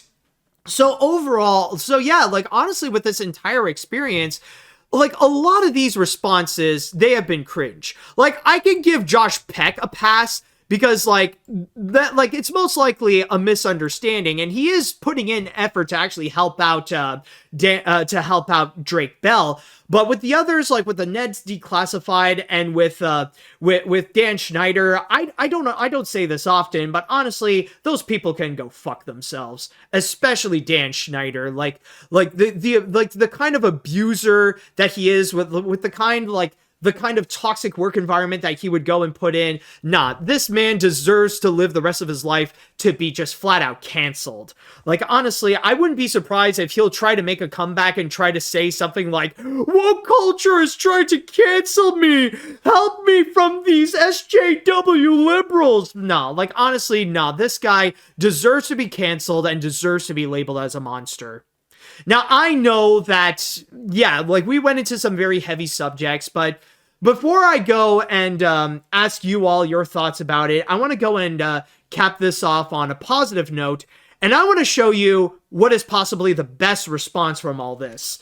Like, the one person who knows what to say, or technically not say, and honestly, it's worth checking out. I think it's a good way to go and cap this off. So, let's take a look at the response of Steve Burns, yes, our boy from Blue's Clues, and let's see how it is done on how you should respond in something like this. So, Steve, take it away. Oh, hold on a sec. Steve, take it away. Let's do that again. Fudge nabbit, are you not loading? Fudge nabbit, I tried to set this up and yet it's, oh no, okay, there we go. I'm checking in. Tell me, what's going on?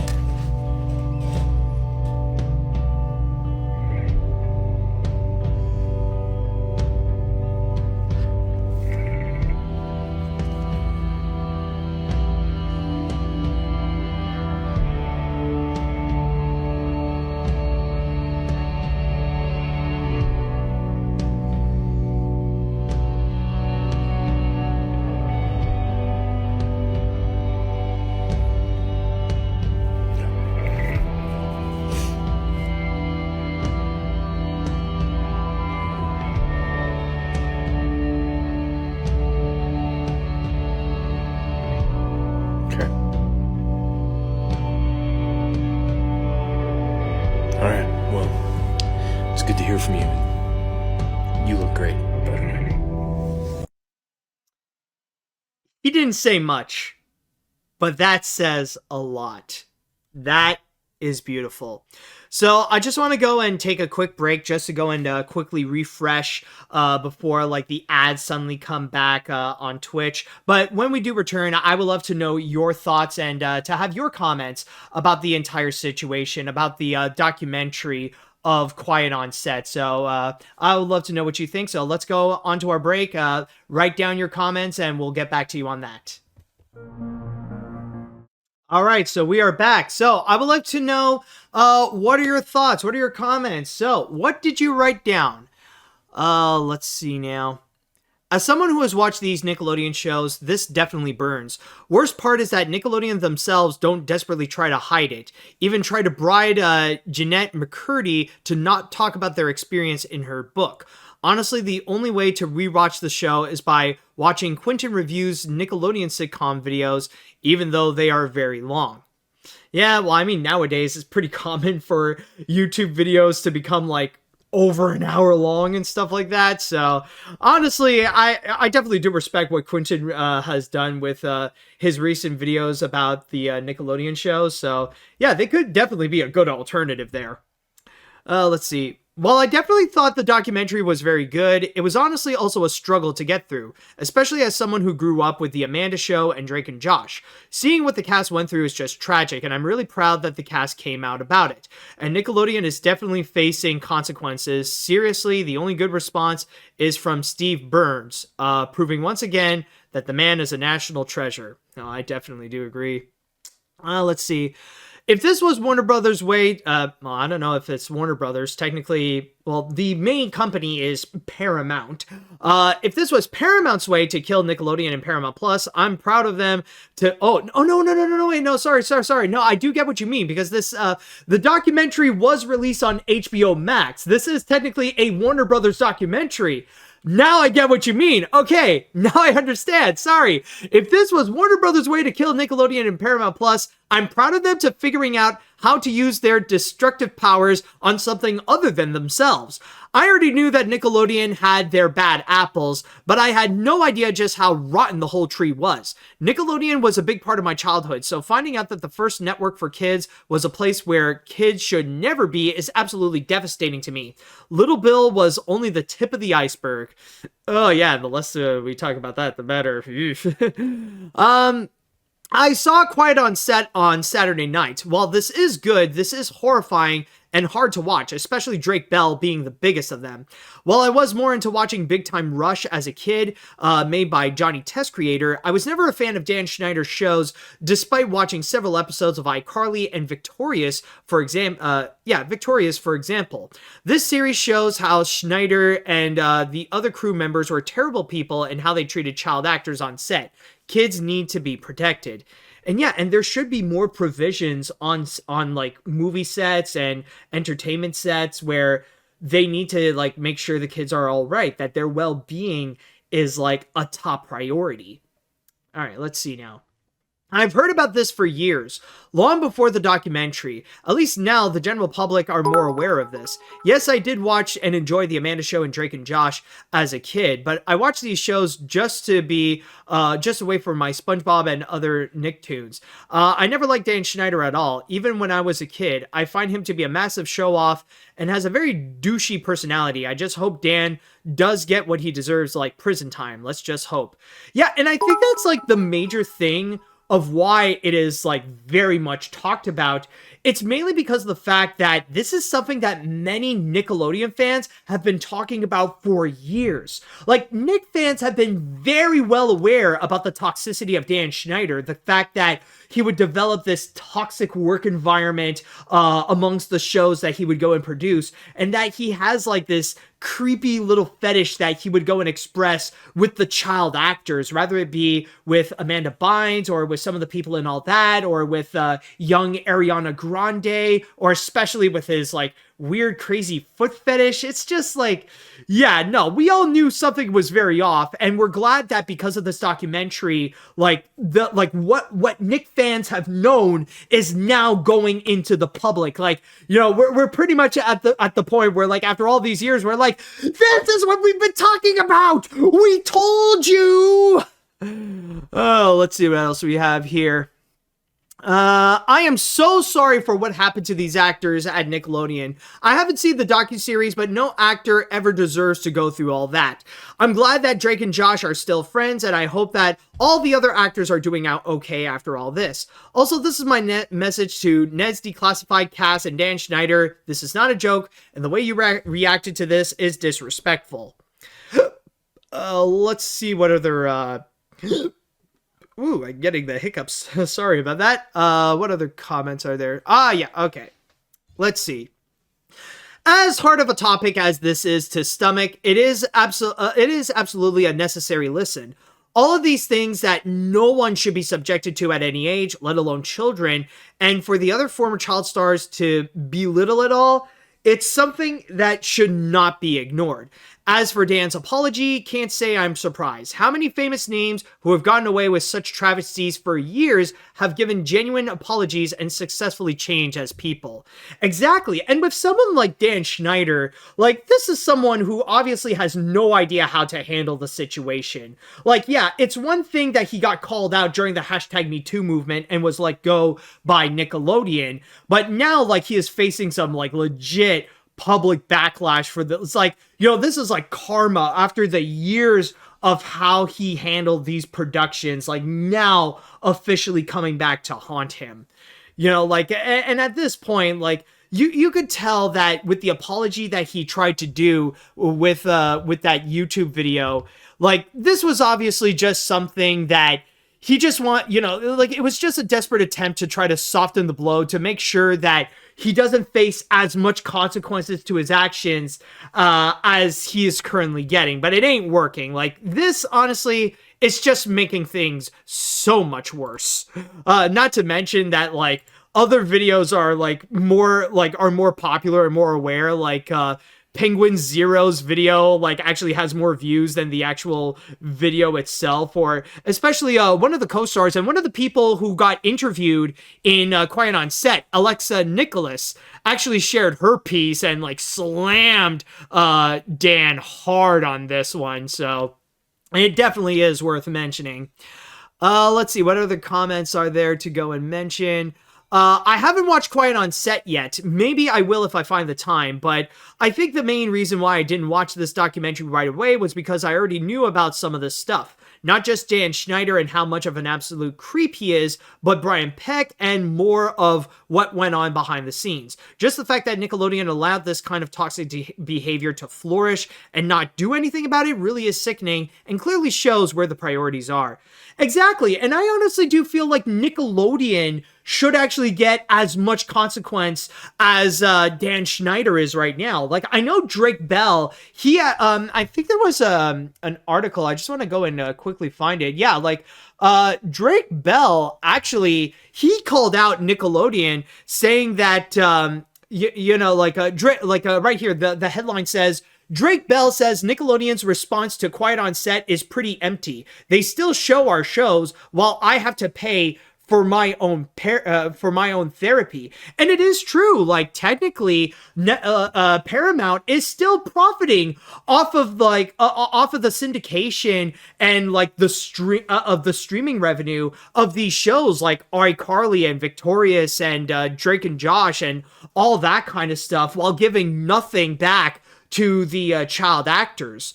Like, they're as much responsible for this as Dan Schneider here. So yeah, like, honestly, we need to give a lot of crap to Nickelodeon as well for the fact that, like, the way that they're handling the situation is soulless. They should not, like, yeah, they're not like a single entity to, like, put our target into as much as Dan Schneider, but they are equally as responsible. All right, I think I'll just read one more comment and then we'll cap this off here. I am so sorry to what happened to these actors at Nickelodeon. I haven't seen the docuseries, but no actor ever deserves to go through that at all. I'm glad. Oh no, I know. I think I already read that one. Sorry about that. What other? No, wait, hold on. What would be another comment to read? Okay, let's go here. All to say, welcome to the club of destroyed childhoods. Well, we've been expecting you. Seriously though, what I have to say in the doc is quite a mouthful, but truthfully, to say almost everything that happens, I couldn't be any more sorry more so for the kids that did these stunts. Jeanette McCurdy and Drake's dad should be considered heroes for what they saw that we can't. But Steve, we couldn't have a better teacher in our lives for sure. You are my hero and artist. Oh yeah, like, I'll just even say now, the most tragic figure, debatably the most tragic figure of that entire documentary, more so than Drake Bell, would have to be Drake Bell's dad. Like, oh my god. Like, I felt legitimately heartbroken for that guy. But anyways, that should do it for this episode of AniMat's Crazy Cartoon Cast. Thank you all so much for joining me on this, and hopefully we will go into some more positive discussions on the next episode. So I just want to go and say that if you guys enjoyed AniMat's Crazy Cartoon Cast, then don't forget to go and subscribe to the AniMat Live Twitch channel or the AniMat's Crazy Cartoon Cast YouTube channel. And on top of that, don't forget to also follow me on whatever podcast service you're listening to, whether it be on Spotify, Google, Amazon, or iTunes. And with all that said and done, I would like to say thank you all so much for listening. Thank you all so much for watching. And until next time, see you later, dudes.